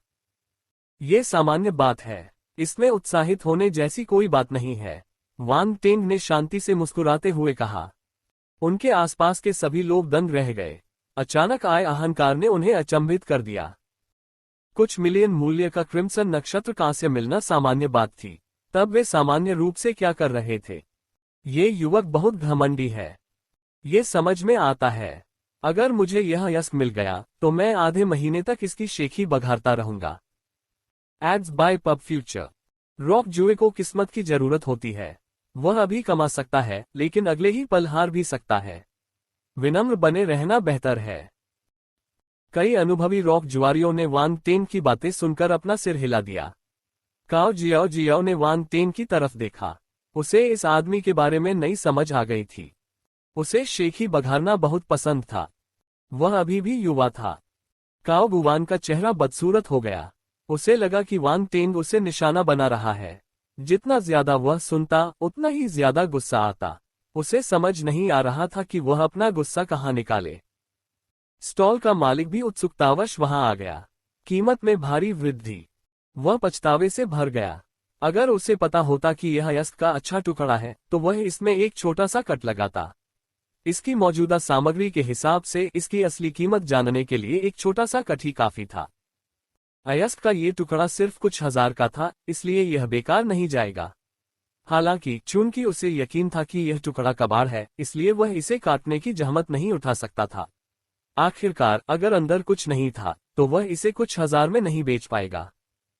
क्या बर्बादी है। इस 50,000 अयस्क में कुछ मिलियन मूल्य के क्रिम्सन नक्षत्र कांस्य थे। यह मूल्य में लगभग 2000 गुना वृद्धि थी। दूसरे पक्ष को एक सस्ता सौदा मिला। कितना बड़ा नुकसान। उसने वान टेन की ओर देखा और सोचा कि क्या ये युवक लोमड़ी जाति से आया है। वह तो उससे भी ज्यादा चालाक है। इस बारे में सोचते हुए ये लड़का शुरू से ही इस अयस्क को चाहता था, लेकिन उसने अपने दुश्मन को धोखा देने के लिए ऊपर वाले अयस्क का इस्तेमाल किया। वह भी उसकी योजना में शामिल हो गया, ये सोचकर कि युवक ऊपर वाले अयस्क के टुकड़े को चाहता था, लेकिन उसका असली लक्ष्य नीचे वाला अयस्क था। क्या तुम्हें अपने ही चेहरे पर तमाचा लगने की चिंता नहीं है? आखिरकार तुमने सिर्फ 1 मिलियन GQC अयस्क ही काटा है। भीड़ में एक व्यंग्यात्मक स्वर सुनाई दिया।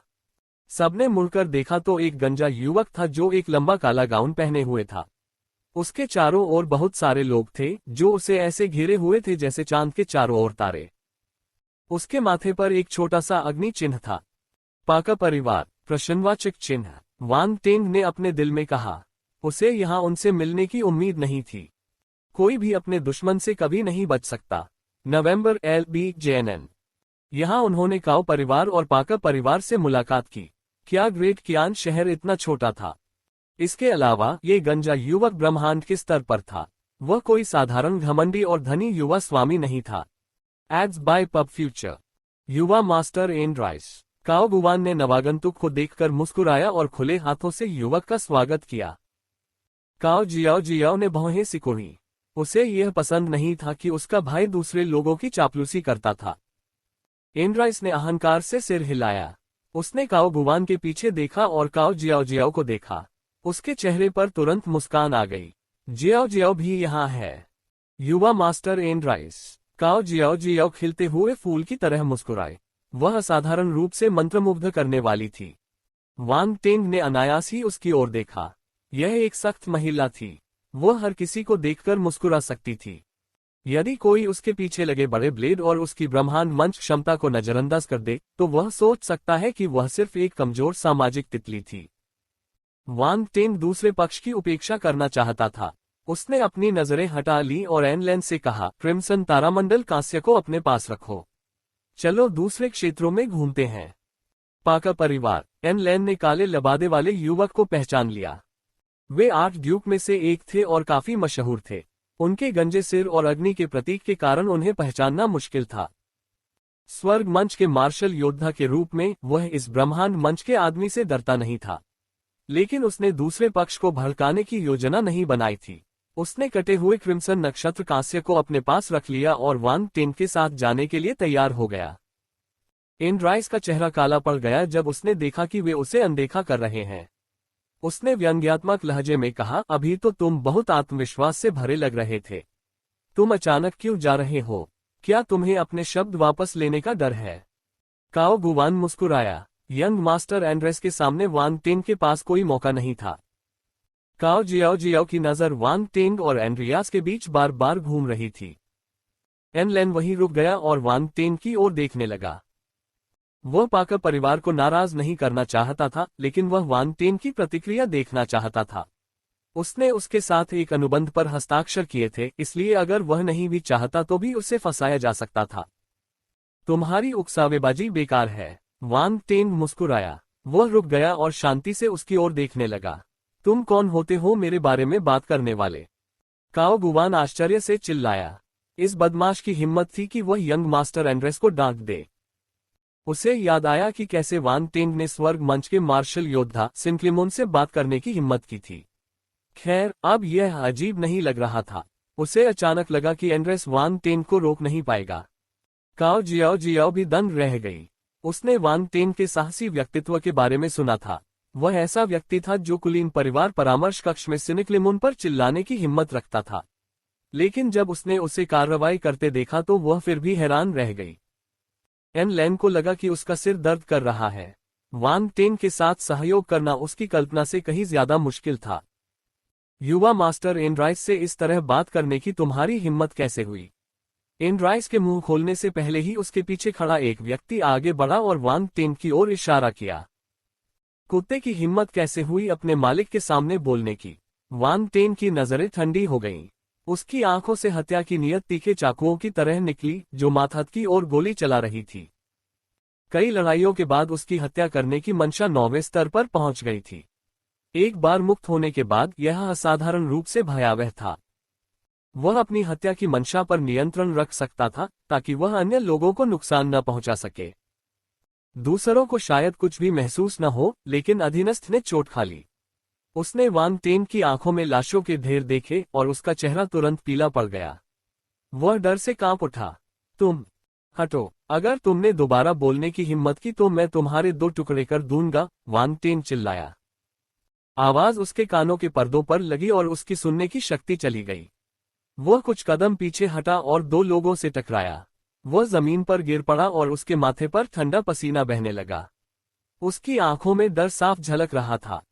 हम्फ, एंड्रेस ने उपहास किया। वांग टेन की ओर बढ़ते हुए उसकी आंखों में गुस्सा चमक उठा। अपने लंबे कद के कारण उसने वांग टेन को नीचे देखा और कहा, तुम जरूर वही वांग टेन हो जिसका जिक्र अंकल सिंक्लेमन ने किया था। तुम वाकई एक साहसी व्यक्ति हो। आपकी तारीफ के लिए शुक्रिया। आपके चाचा ने भी यही बात कही। ऐसा लगता है कि आपके परिवार को मेरी तारीफ करना पसंद है, वांग टेन ने सहजता से जवाब दिया। उसने अपने हाथ हिलाए जैसे कि वह मक्खियों को भगा रहा हो। अगर कुछ नहीं है तो कृपया मुझे माफ करें। मेरे पास बर्बाद करने के लिए समय नहीं है। एंड्राइस को अपनी आंखों के कोनों में झंझनाहट महसूस हुई। उसका चेहरा काला पड़ गया और उसने कहा, तुम रॉक जुए में अच्छे हो, है न? क्या तुम मेरे साथ शर्त लगाने की हिम्मत करोगे? ओह, एनलेन ने दिलचस्पी से पूछा, आप कैसे खेलना चाहते हैं? एंड्रेस ने उसकी ओर देखा और कहा, सरल है। हम दोनों अयस्क का एक टुकड़ा ढूंढेंगे और उसे काटेंगे। जिसकी कीमत ज्यादा होगी वह जीत जाएगा। हारने वाले को जीतने वाले को उसके अयस्क की कीमत चुकानी होगी। इसके अलावा हम यहाँ नहीं खेलेंगे। चलो या तो बड़ा खेलेंगे या घर चले जाएंगे। हम सामने की रॉक जुए की गली में जाएंगे। अच्छी चीजें वहां मौजूद हैं। कैसा है? क्या तुम मेरे साथ खेलने की हिम्मत करोगे? अपनी बात खत्म करने के बाद उसने वांग टेन को उकसाने वाली नजर से देखा। अरे, ये सुनकर दर्शक चौंक गए। यह एक बड़ा जुआ है। जैसा कि पाकर से उम्मीद थी, वे वाकई अमीर हैं। सामने की चट्टानी जुए की गली से अयस्क का एक टुकड़ा कुछ मिलियन का है। जब काटा जाता है तो कीमत और भी अधिक होती है।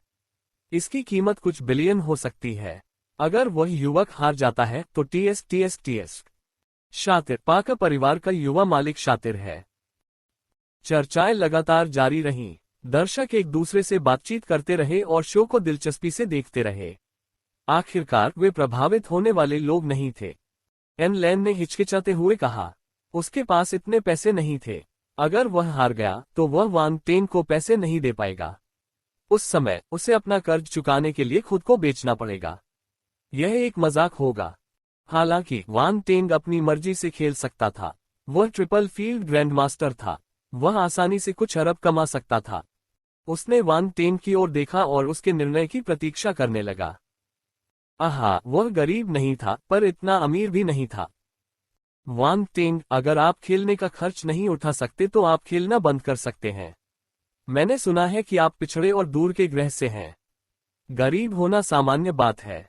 अगर आप हार गए तो शायद आप खेलने का खर्च नहीं उठा पाएंगे, काओ गुवान ने मजाक किया। वह थोड़ा उत्साहित था। तुम मेरे साथ क्यों नहीं खेलते? वांग टेन ने उसकी ओर देखा। चिंता मत करो, मैं कोई निर्दयी व्यक्ति नहीं हूं। मैं सुनिश्चित करूंगा कि तुम इसे वहन कर सको। काओ गुवान जल्दी से एंड्राइस के पीछे छिप गया और बुदबुदाया, अगर हिम्मत है तो यंग मास्टर एंड्राइस के साथ खेलो। तुम मुझ पर हमला क्यों कर रहे हो? उसे सबक सिखाने का समय आ गया है। अनुवादक हेनी ट्रांसलेशन, संपादक हेनी ट्रांसलेशंस। वांग टेन अवाक रह गया। यहां तक कि काओ जियाओ भी उसे देखना बर्दाश्त नहीं कर सकता था। ये शर्मनाक था। वांग टेन ने तिरस्कारपूर्वक कहा, देखो तुम कितने डरपोक हो। अगर मैं काओ होंटू होता तो तुम्हें दीवार में चिनवा देता। पफट। दर्शक हंसने लगे। वे अब और सहन नहीं कर सके। कितना निर्दयी। इस युवक का मुंह तीखी तलवार जैसा था। एन लेन हंसी और काओ गुवान को अजीब तरह से घूरने लगी। तुम, काओ गुवान ने कुछ देर बाद आखिरकार जवाब दिया। उसका चेहरा लाल हो गया और वह गुस्से से आग बबूला हो गया। काओ जियाओ जियाओ के चेहरे पर लाली छा गई और उसका दिल बैठ गया। उसने मन ही मन वांग टेन को उसकी बेशर्मी के लिए कोसा। वह ऐसा कैसे कह सकता है?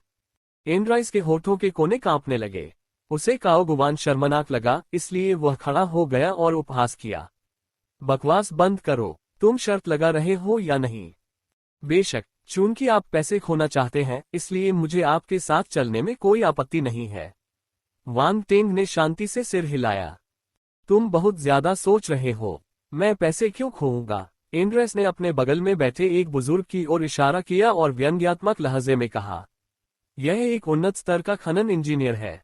क्या तुम्हें लगता है कि उसके आसपास होने से मैं हार जाऊंगा? उन्नत स्तर के खनन इंजीनियर? एन लेन दंग रह गया। उसका चेहरा विकृत हो गया। आपके पास एक उन्नत स्तर का खनन इंजीनियर है। यह अनुचित है। अनुचित? जब कोई रॉक जुआ खेलना चाहता है तो उसे मदद करने के लिए कौन नहीं होता है? अगर आप कर सकते हैं तो आप एक खोज सकते हैं।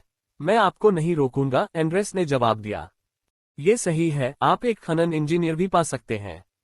काओ गुवान मन ही मन खुश हो रहा था। वह लगभग कल्पना कर सकता था कि वांग टेंग अपनी सारी संपत्ति खो देगा। वांग टेंग के प्रति उसकी नफरत चरम पर पहुंच गई थी। वह कई बार उसके द्वारा अपमानित हुआ था, लेकिन वह बदला नहीं ले सका। उसे एंड्राइस पर निर्भर रहना पड़ा। काओ जियाओ जियाओ ने अपना सिर हिलाया और आश्चर्य से साधारण दिखने वाले बुजुर्ग की ओर देखा। उसे उम्मीद नहीं थी कि वह एक उन्नत स्तर का खनन इंजीनियर होगा। उसके रहते वांग टेंग के पास जीतने का कोई मौका नहीं था। Ads by pub Future. क्या तुम खेल रहे हो? अगर खेल रहे हो तो कृपया आगे बढ़ो। अगर नहीं खेल रहे हो तो मैं जा रहा हूं, वांग टेंग ने अधीरता से कहा। उसने उन्नत स्तर के खनन इंजीनियर की ओर एक नजर भी नहीं डाली। युवक, तुम बहुत आश्वस्त हो। उन्नत स्तर के खनन इंजीनियर ने नाक भान सिकोड़ी। ठीक है, मेरे पीछे आओ। एंड्राइस को डर था कि वांग टेंग भाग जाएगा, इसलिए उसने तुरंत रास्ता दिखाया। वांग टेंग ने उन्नत स्तर के खनन इंजीनियर की उपेक्षा जारी रखी और एंड्राइस का पीछा किया। एन लेन ने उसे पकड़ लिया और आवाज संचारण का उपयोग करके पूछा, वांग टेंग, वह एक उन्नत चरण का खनन इंजीनियर है। क्या आपको भरोसा है? यदि नहीं तो हम जा सकते हैं। ये शर्मनाक नहीं है। क्यों? क्या तुम डर रहे हो? वांग टेंग मुस्कुराया। मुझे क्यों डरना चाहिए? मुझे तो बस यही चिंता है कि तुम सब कुछ खो दोगे। एन लेन अवाक रह गई। चिंता मत करो, वह सिर्फ एक उन्नत स्तर का खनन इंजीनियर है। मैं उसे बता दूंगा कि वहां हमेशा कोई न कोई बेहतर व्यक्ति मौजूद रहता है, वांग टेंग ने शांति से जवाब दिया। एन लेन ने उत्सुकता से उसकी ओर देखा। क्या उसके पास कोई तुरुप का पत्ता था? वांग टेंग, क्या तुम भी कुछ खनन कौशल जानते हो? राउंड बॉल की आवाज वांग टेंग के दिमाग में गूंजी। उसने वांग टेंग के चेहरे पर यह भाव कई बार देखा था। हर बार वह असंभव को संभव करने में कामयाब रहा। इस प्रकार राउंड बॉल को संदेह था कि वह कुछ खनन कौशल जानता है। गुप्त। हम्फ, ठीक है, तुम्हें मुझे बताने की जरूरत नहीं है। राउंड बॉल चुप रहा। जब भी वह ऐसा कहता, इसका मतलब था कि वांग टेंग को पर्याप्त आत्मविश्वास था। उसे चिंता करने की जरूरत नहीं थी। जल्द ही वे मोर्चे पर पहुंच गए। यहाँ शक्तिशाली गुटों द्वारा खोले गए कई रॉक जुआ अड्डे थे। रॉक जुए के मुनाफे अकल्पनीय थे। कोई भी व्यक्ति पर्याप्त प्रभाव के बिना रॉक जुए का अड्डा खोलने की हिम्मत नहीं करेगा। अन्यथा उन्हें दूसरे गुटों द्वारा बाहर निकाल दिया जा सकता है। इन अड्डों के मालिकाना हक वाले गुट बहुत शक्तिशाली थे, इसलिए कई शक्तिशाली योद्धा यहाँ जुआ खेलने आते थे। हालांकि उन्हें यहाँ के नियमों का भी पालन करना पड़ता था। आप उस अड्डे को चुन सकते हैं, क्योंकि हो सकता है कि वे कहें कि मैं किसी नए व्यक्ति को धमकाता हूं, एंड्राइस ने गली की ओर इशारा करते हुए कहा। वांग टेंग ने अपने आसपास का माहौल देखा। उसे कोई भी दुकान नहीं दिखी। चलो जुकए रॉक गैम्बल को चुनते हैं। यह एक शक्तिशाली गुट द्वारा स्थापित एक शाखा है, जिसके ग्रेट कियान सिटी में कई कनेक्शन हैं। वे वहां परेशानी पैदा करने की हिम्मत नहीं करेंगे, एन लेन ने आवाज संचारण का उपयोग करते हुए कहा और अपनी आंखों से संकेत दिया। जुकए। वांग टेंग ने पुराने जमाने का नाम देखकर आंखें घुमाईं। उसने आवाज में पूछा, ये किसी शक्तिशाली गुट का व्यवसाय है, कोई छोटा जुआघर नहीं। क्या तुम सच में ऐसा कह रहे हो? खांसी। उन्होंने पैसे कमाने के लिए रॉक जुए का अड्डा खोला। ये समझ में आता है कि उन्होंने इसे ये नाम क्यों दिया। ये थोड़ा पुराने जमाने का हो सकता है, लेकिन इसका मतलब सीधा है। इसमें कुछ भी गलत नहीं है, एन लेन ने अजीब तरह से खांसते हुए कहा। वान जुकै का मतलब है धन इकट्ठा करना। वान टिंग ने पूछा, वे खुद को वान कै क्यों नहीं कहते? वान कै पालतू कुत्ते के लिए एक आम नाम है। एन लेन को समझ में नहीं आ रहा था कि क्या कहे। तुम किसे कुत्ता कह रहे हो? क्यों न हम भविष्य में एक खोले और उसका नाम वान कै रखें? वान टिंग ने अपनी ठुड्डी को छूते हुए पूछा। आप सचमुच प्रतिभाशाली हैं। Ads by pub future. Ann Lane ने अपने दिल में शिकायत की, हालांकि उसने इसे जोर से नहीं कहा। चलो जुकै के पास चलते हैं, वान टिंग ने एंड्राइस को उत्तर दिया। ठीक है। एंड्रस पहले मांद में चला गया। बाहर से देखने पर यह एक सामान्य दुकान जैसी ही लगती थी, लेकिन पीछे की ओर एक बहुत बड़ा प्रांगण था। यहाँ बड़ी मात्रा में अयस्क रखे हुए थे। कृपया एक क्षण प्रतीक्षा करें। पिछवाड़े में जाने के लिए आपको मौद्रिक प्रमाण की आवश्यकता होगी। एक परिचारक ने मुस्कुराते हुए समूह को रोक दिया। इन रॉक जुए के अड्डों के नियम सख्त थे। वे गरीबों को नीची नजर से नहीं देखते थे, लेकिन अगर किसी के पास पर्याप्त धन नहीं है, तो वह अंदर जाकर भी कुछ नहीं खरीद पाएगा। ये समय की बर्बादी थी। एंड्राइस इस प्रक्रिया से परिचित लग रहा था। उसने अपनी पहचान बताई। जब अटेंडेंट ने देखा कि वह पाकर परिवार से है, तो उसने उसे तुरंत अंदर जाने दिया। उसे अपनी संपत्ति के बारे में चिंता करने की जरूरत नहीं थी। जहां तक वान टिंग का सवाल है, वान टिंग ने एन लेन की ओर देखा और पाया कि एन लेन उसकी ओर देख रही थी। तुम मेरी तरफ क्यों देख रहे हो? वान टिंग ने पूछा। मैं। एन लेन ने आश्चर्य से खुद की ओर इशारा किया। एक ट्रिपल फील्ड ग्रैंडमास्टर के रूप में वान टिंग अमीर होना चाहिए। उसे उसकी क्या जरूरत थी? वान टिंग ने तथ्यात्मक रूप से कहा, मेरे पास पैसे नहीं है, इसलिए आपको ये करना होगा। परिचारिका मुस्कुराती रही और धैर्यपूर्वक उनका इंतजार करती रही। एंड्राइस और काओबुवान ने उसे घृणा से देखा। जब तुम्हारे पास पैसे ही नहीं है तो मेरे साथ शर्त लगाने की हिम्मत तुम्हें कहां से मिली? चिंता मत करो, मैं हारूंगा नहीं, इसलिए मुझे किसी पैसे की जरूरत नहीं है। मौन। एंड्राइस और बाकी लोग गुस्से में जल रहे थे। वे वान टिंग के शांत और सहज स्वर से क्रोधित हो गए। चलो इंतजार करते हैं और देखते हैं कि तुम मुझे कैसे हराओगे। हालांकि तुम्हें पहले अंदर जाना होगा। एंड्रेस ने उपहास किया। यह आपकी चिंता का विषय नहीं है। हम इसे खुद ही सुलझा लेंगे, वान टिंग ने कहा। एन लेन खुद को असहाय महसूस कर रहा था। उसके पास 200 मिलियन जमा देने के अलावा कोई विकल्प नहीं था, इससे पहले कि उन्हें अंदर जाने दिया जाता। अटेंडेंट ने जो मौद्रिक प्रमाण बताया वह जमा राशि थी। बाहर आने के बाद उसे वापस कर दिया जाएगा। प्रति व्यक्ति 100 मिलियन। एन लेन ने वान टिंग को उसकी जमा राशि देने में भी मदद की। कृपया अंदर आइए। अटेंडेंट ने हाथ उठाकर उन्हें अंदर आने का इशारा किया। काओ जियाओ और काओ बुवान ने भी पिछवाड़े में प्रवेश करने से पहले जमा राशि का भुगतान किया। ये जगह बहुत बड़ी थी और कई अलग अलग जिलों में बंटी हुई थी। हर जिले का दर्जा अलग अलग था। पिछवाड़े में तरह तरह के अयस्क रखे हुए थे, अलग अलग कोनों में ढेर लगे हुए थे। कुछ बड़े थे तो कुछ छोटे। बड़े वाले कुछ हजार किलोग्राम के थे और छोटे वाले सिर्फ मुट्ठी भर के आकार के थे। Ads by pub Future. अन्य क्षेत्रों पर ध्यान देने की कोई आवश्यकता नहीं है। चलो जिला ए में चलते हैं। उच्च गुणवत्ता वाले अयस्क वहां हैं, एंड्राइस ने कहा। कोई बात नहीं, वान टिंग ने सिर हिलाया। वहां मेहमानों का मार्गदर्शन करने वाले सुंदर परिचारक थे और अयस्कों के बारे में पेशेवर लोग समझा रहे थे। वहां खनन इंजीनियर भी थे। उनके पद ऊंचे थे और वे क्षेत्र की देखरेख के प्रभारी थे। वे शायद ही कभी बाहर आते थे। अधिकांश अतिथियों की पृष्ठभूमि शक्तिशाली थी या वे धनी और योग्यता की दृष्टि से मजबूत थे। वान टिंग ने उस क्षेत्र को स्कैन किया और कई ब्रह्मांड चरण और स्वर्ग चरण के मार्शल योद्धाओं को देखा। यहां तक कि कुछ ऐसे भी थे जिन्होंने अपनी आभा छिपाई हुई थी। वे संभवतः ब्रह्मांड चरण के मार्शल योद्धा थे। यह विश्वास करना कठिन था कि एक चट्टानी जुआघर के पिछवाड़े में इतने शक्तिशाली योद्धा मौजूद थे। इसमें कोई आश्चर्य नहीं कि इस पर प्रतिबंध था। अगर किसी सामान्य व्यक्ति को मांद में प्रवेश करने की अनुमति दी जाती और वह इन दुर्जय योद्धाओं को उकसाता, तो मांद की प्रतिष्ठा धूमिल हो जाती। जू कई रॉक गैम्बल एक उच्च श्रेणी का जुआ अड्डा था।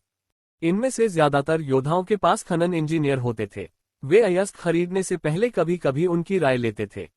वांग टेंग को कैसे पता चला? उसने देखा कि उनके शरीर से विशेषता बुलबुले गिर रहे थे। उसने बिना किसी चिंता के उन्हें उठा लिया। खनन कौशल तारांकन 300, खनन कौशल तारांकन 500, खनन कौशल तारांकन 450। NOWELLBEIN.com। यहाँ के खनन इंजीनियर उच्च गुणवत्ता वाले हैं। उनके द्वारा गिराए गए विशेषता बुलबुले का मूल्य अधिक है। प्रश्नवाचक चिन्ह। वांग टेंग ने मन ही मन सोचा। उस छोटी सी अवधि में उसने खनन कौशल के कुछ हजार अंक अर्जित कर लिए थे। उसके खनन इंजीनियर अंक भी बढ़ गए और वह पलक झपकते ही उन्नत चरण में पहुंच गया। उन्नत स्तर पर पहुंचने के बाद उन्होंने और अधिक विशेषता बुलबुले एकत्रित करना जारी रखा और मास्टर स्तर तक पहुंचने में सफल रहे। खनन और अयस्कों के बारे में ज्ञान का एक सागर उसके दिमाग में उमड़ पड़ा। वे उसकी स्मृति और ज्ञान में बदल गए। उसे सब कुछ समझ में आ गया। कुछ समय बाद वांग टेंग एक वास्तविक खनन इंजीनियर बन गया। Mining engineer 200/10,000 master. यह इतना भी मुश्किल नहीं है। प्रश्नवाचक चिन्ह। वांग टेंग ने मन ही मन बुदबुदाया। हालांकि खनन इंजीनियर की सीमा काफी ऊंची थी। मास्टर स्तर तक पहुंचने के लिए 10,000 अंकों की आवश्यकता थी। ग्रैंड मास्टर स्तर तक पहुंचने के लिए उसे संभवतः कुछ दसियों हजार अंकों की आवश्यकता होगी। सौभाग्य से खनन विशेषताएं कीमियागर और लोहार विशेषताओं की तुलना में खोजना आसान था। इसके लिए ज्यादा प्रयास की जरूरत नहीं थी, इसलिए वांग टेंग को कोई परेशानी नहीं हुई। वांग टेंग के मास्टर माइनिंग इंजीनियर बनने के बाद उसे फिर से खुजली होने लगी। जब वह इंटरमीडिएट स्टेज माइनिंग इंजीनियर था तो वह ये बताने में सक्षम था कि अयस्क के टुकड़े में क्रिम्सन कॉन्स्टेलेशन कांस्य है। मास्टर स्तर पर उसके पास कौन सी योग्यता होगी? एनराइज का खनन इंजीनियर उन्नत अवस्था में था, है न? क्या वह इतना गर्वित नहीं दिख रहा था? अब उसे सबक सिखाने का समय आ गया है। कुछ समय बाद एनराइज ने उन्नत स्तर के खनन इंजीनियर के मार्गदर्शन में कुछ हजार किलोग्राम अयस्क चुने। वह वहां चला गया। हमने अपना चयन कर लिया है। क्या आपने शुरू कर दिया है? यहाँ अयस्कों को चुनना कठिन है। अगर आपको कुछ भी दिखाई नहीं देता है तो आप हार मान सकते हैं। अगर मेरा अयस्क कट जाता है तो आपको इसकी कीमत चुकानी होगी, एनराइज ने शांति से कहा। रॉक जुआ। अनुवादक हेनी ट्रांसलेशन, संपादक हेनी ट्रांसलेशंस। एनराइज के शब्द क्रोध पैदा करने वाले थे। ऐसा लग रहा था जैसे उसे पता था कि वह निश्चित रूप से जीतेगा। इसीलिए उसने वांग टेंग से कहा कि वह पत्थर चुनने की जहमत न उठाए। वह चाहता था कि वह हार मान ले और पैसे हार जाए। वांग टेंग, तुम्हें बस हार मान लेनी चाहिए। अन्यथा अगर तुम अपनी शर्त हार गए तो तुम्हें पैसे गंवाने पड़ेंगे, जो और भी बुरा होगा। काओ गुवान ने वांग टेंग की बात दोहराई और उसका मजाक उड़ाया। मास्टर चेन शू एक उच्च श्रेणी के खनन इंजीनियर हैं। आपके खनन कौशल की तुलना उनके साथ नहीं की जा सकती। आप खत्म हो चुके हैं। उच्च श्रेणी के खनन इंजीनियर के चेहरे पर एक संयमित लेकिन गर्वित भाव दिखाई दिया। युवक, तुम्हारे जैसे युवाओं के लिए थोड़ा नुकसान उठाना और ट्यूशन फीस देना ठीक है, लेकिन याद रखो, जो तुम्हें नहीं मारता वह तुम्हें मजबूत बनाता है। तुम अपने दम पर हो। आपको ऐसा क्यों लगता है कि आप जीत जाएंगे? एन लैन इसे और बर्दाश्त नहीं कर सका और पूछा। ये स्पष्ट है। इस अयस्क को देखो, ये 10,000 किलोग्राम से ज्यादा है। मास्टर चेन शू ने कहा कि इसमें मौजूद सामग्री अद्भुत है और जब इसे खोला जाएगा तो यह निश्चित रूप से बेहद मूल्यवान होगा। क्या आपको लगता है कि आपको ऐसा दूसरा अयस्क मिल सकता है? काओ गुवान ने उपहास किया। एन लैन ने भौहें सिकुड़ी और उच्च श्रेणी के खनन इंजीनियर की ओर देखा। फिर वह वांग टेंग की ओर मुड़ा। उसने नहीं सोचा था कि यह उच्च श्रेणी का खनन इंजीनियर नकली था। जू कई रॉक गैम्बल के अयस्क सभी उच्च श्रेणी के सामान थे। ऐसा विशाल टुकड़ा मूल्यवान होगा चाहे वह कुछ भी हो। इसके अलावा पाका को कोई साधारण खनन इंजीनियर नहीं मिल सकता था। वह निश्चित रूप से कुशल था। वांग टेंग ने विशाल अयस्क को देखा और आश्चर्यचकित हो गया। उच्च श्रेणी का खनन इंजीनियर वाकई कुशल था। वह अयस्क का इतना बड़ा और मूल्यवान टुकड़ा चुनने में कामयाब रहा। अधिकांश लोग इतना बड़ा अयस्क चुनने की हिम्मत नहीं करते। हालांकि वांग टेंग मुस्कुराया और हंसा। एक उच्च श्रेणी के खनन इंजीनियर ने खुद को मास्टर कहने की हिम्मत कब से की? चेन शू की आंखों में शर्मिंदगी की झलक दिखी। एक उच्च श्रेणी के खनन इंजीनियर को मास्टर नहीं कहा जा सकता था। हालांकि यह उनके लिए एक अनौपचारिक उपाधि थी। उनके अधीनस्थ उन्हें मास्टर कहकर बुलाते थे, जिसका मतलब एक अभिवादन था। जब तक ये औपचारिक सीटिंग में नहीं कहा जाता था तब तक ये कोई समस्या नहीं थी। अब जबकि वांग टिंग ने यह बात जोर से कह दी थी तो उसे अपने शब्द वापस लेने पड़े। चूंकि आप आश्वस्त नहीं हैं तो कोई अयस्क चुन लीजिए, खनन इंजीनियर चेन शू ने व्यंग्य किया। उसने अभिवादन के मामले पर ज्यादा ध्यान नहीं दिया। अगर यह बात फैल गई तो यह उसके लिए अच्छा नहीं होगा। वह सिर्फ खुद को शर्मिंदा करेगा। वांग टेंग ने उदासीनता से मुस्कुराते हुए इस बात की परवाह नहीं की। फिर उसने इधर उधर देखा और लापरवाही से अयस्क के एक टुकड़े की ओर इशारा किया जिसका वजन करीब 1000 किलोग्राम था। एड्स बाय पेप फ्यूचर, ये वाला। एनलैन, इसका भुगतान करो। एनलैन ने नाराजगी से वांग टेंग को देखा। बहुत सहज। क्या आप गंभीर हैं? फफ्ट, हा, क्या तुम्हारा दिमाग खराब हो गया है? तुमने यंग मास्टर एंड्रेस से मुकाबला करने के लिए 1000 किलोग्राम वजन का बेतरतीब टुकड़ा चुना। काओ गुवान हंसा। युवक, तुम खुद को मूर्ख बना रहे हो। क्या तुम्हें लगता है कि अगर तुम कोई बेतरतीब टुकड़ा चुनोगे तो तुम्हारे पास ये कहने का बहाना होगा कि तुमने उसे ध्यान से नहीं चुना? खनन इंजीनियर चेन शू हंसी और आंसू के बीच फंस गया और उसने अपना सिर हिला दिया। काओ जियाओ ने वांग टेंग को संदेह भरी नजरों से देखा। क्या उसके जैसा चालाक छोटा लोमड़ी इतनी आसानी से हार मान लेगा? चाचा, मैं आपको चाचा कह रही हूं, चलो गंभीर हो जाओ। उनके अयस्क का वजन 10,000 किलोग्राम है। अगर हम इसे खो देते हैं तो हमारे पास अपनी पैंट भी नहीं बचेगी। एनलैन चिंतित थी और उसने वांग टेंग से कहा, क्या आप मेचा अभी भी पैंट पहनते हैं? वांग टेंग ने उसे अजीब भाव से देखा। मैं, एनलैन को खून की उल्टी आ रही थी। हम पैंट क्यों नहीं पहनेंगे? तुम नस्लवादी हो। मैं पैंट पहनता हूँ। रुको, हम पैंट के बारे में क्यों बात कर रहे हैं? मैं तुमसे पैसे खोने के बारे में बात कर रहा हूँ। चिंता मत करो, तुम स्वर्ग के मार्शल योद्धा की तरह व्यवहार नहीं कर रहे हो। तो क्या हुआ अगर मैं स्वर्ग स्तर का मार्शल योद्धा हूँ? मेरा पैसा अभी भी पैसा है। एनलैन ने जवाब दिया। ठीक है, हम इसे नहीं हारेंगे। अगर तुम मेरी बात पर यकीन करते हो तो अयस्क का वह टुकड़ा खरीद लो। तुम आज भरी हुई जेबों के साथ जाओगे। वांग टेंग आश्वस्त था। ठीक है, अगर तुम पैसे जीतते हो तो तुम्हें इसे मेरे साथ बांटना होगा। मैं मजे के लिए तुम्हारी मदद नहीं कर रहा हूँ। मेरी सेवाएं महंगी हैं। क्या तुम सचमुच इतने आश्वस्त हो? एनलैन को संदेह था। विश्वास करो या न करो, ये तुम पर निर्भर है, वांग टेंग ने सहजता से उत्तर दिया। ठीक है, मैं इस बार तुम पर भरोसा करूंगा। अगर हम जीत गए तो हम इसे बराबर बराबर बांट लेंगे। नहीं, तुम 70% लोगे। एनलैन ने दांत पीस लिए। बहुत अच्छा, तुम होशियार हो। वांग टेंग ने संतोष से सिर हिलाया। क्या आपने इस पर पहले ही चर्चा कर ली है? अगर आप इसे खरीदना चाहते हैं तो जल्दी करें। एंड्राइस ने भौहें सिकुड़ी और अधीरता से आग्रह किया। एनलैन ने कुछ नहीं कहा और वह उस अयस्क को खरीदने के लिए आगे बढ़ गई जिसे वांग टेंग ने चुना था। वांग टेंग, क्या तुम सच में निश्चित हो? क्या तुमने इस मेचा स्वर्ग मंच मार्शल योद्धा को ठगने के लिए उस एंड्रेस के साथ साझेदारी की थी? वांग टेंग के दिमाग में राउंड बॉल की अजीब आवाज सुनी जा सकती थी। मैंने सुना था कि मेचा सरल थे। अब मैंने आखिरकार इसे लाइव देखा। क्या मैं उस तरह का व्यक्ति हूँ? वांग टेंग ने आंखें घुमाईं। चाहे कुछ भी हो, मैं पाक के साथ मिलकर काम नहीं करूंगा। वे हमारे विरोधी हैं। Ads by pub Future. खांसी, मैं तो बस यही कह रहा हूँ। राउंड बॉल को भी पता था कि वांग टेंग कभी भी दूसरे पक्ष के साथ मिलीभगत नहीं करेगा।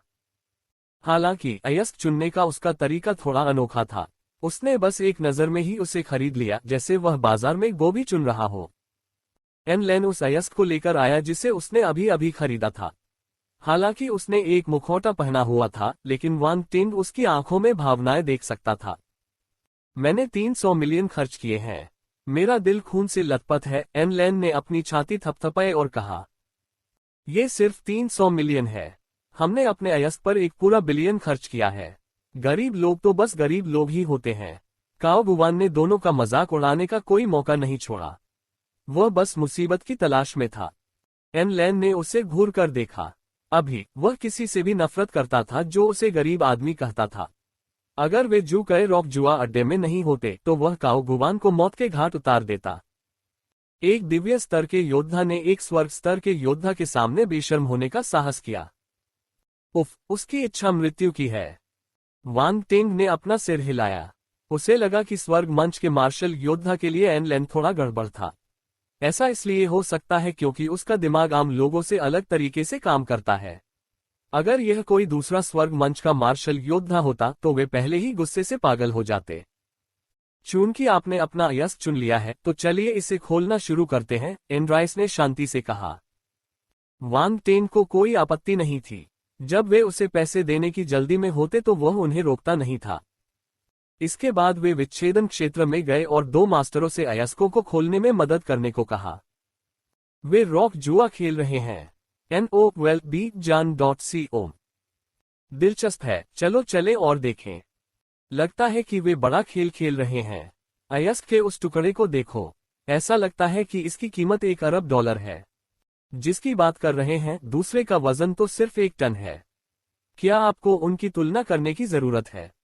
कौन जानता है, वे मैकेरल पकड़ने के लिए स्प्रेड फेंक रहे हैं। कोई भी निश्चित रूप से नहीं जानता। बहुत से लोगों ने देखा कि वहां क्या हो रहा था और वे उत्सुकता से वहां एकत्र हो गए। उन्होंने चर्चा का एक और दौर शुरू कर दिया। यहां तक कि स्वर्ग स्तर के मार्शल योद्धा भी वहां पहुंचे और उन्होंने इसमें रुचि ली।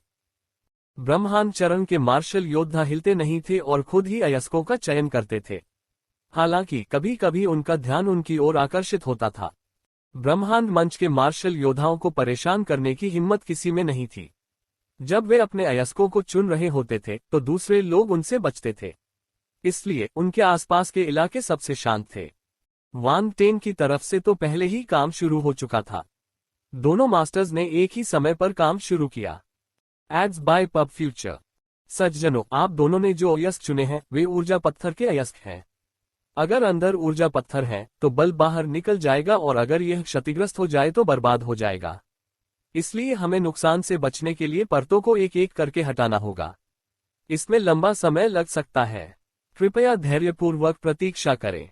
जुआघर की एक महिला कर्मचारी ने समझाया और किसी को मेहमानों के लिए टेबल और कुर्सियां व्यवस्थित करने का आदेश दिया।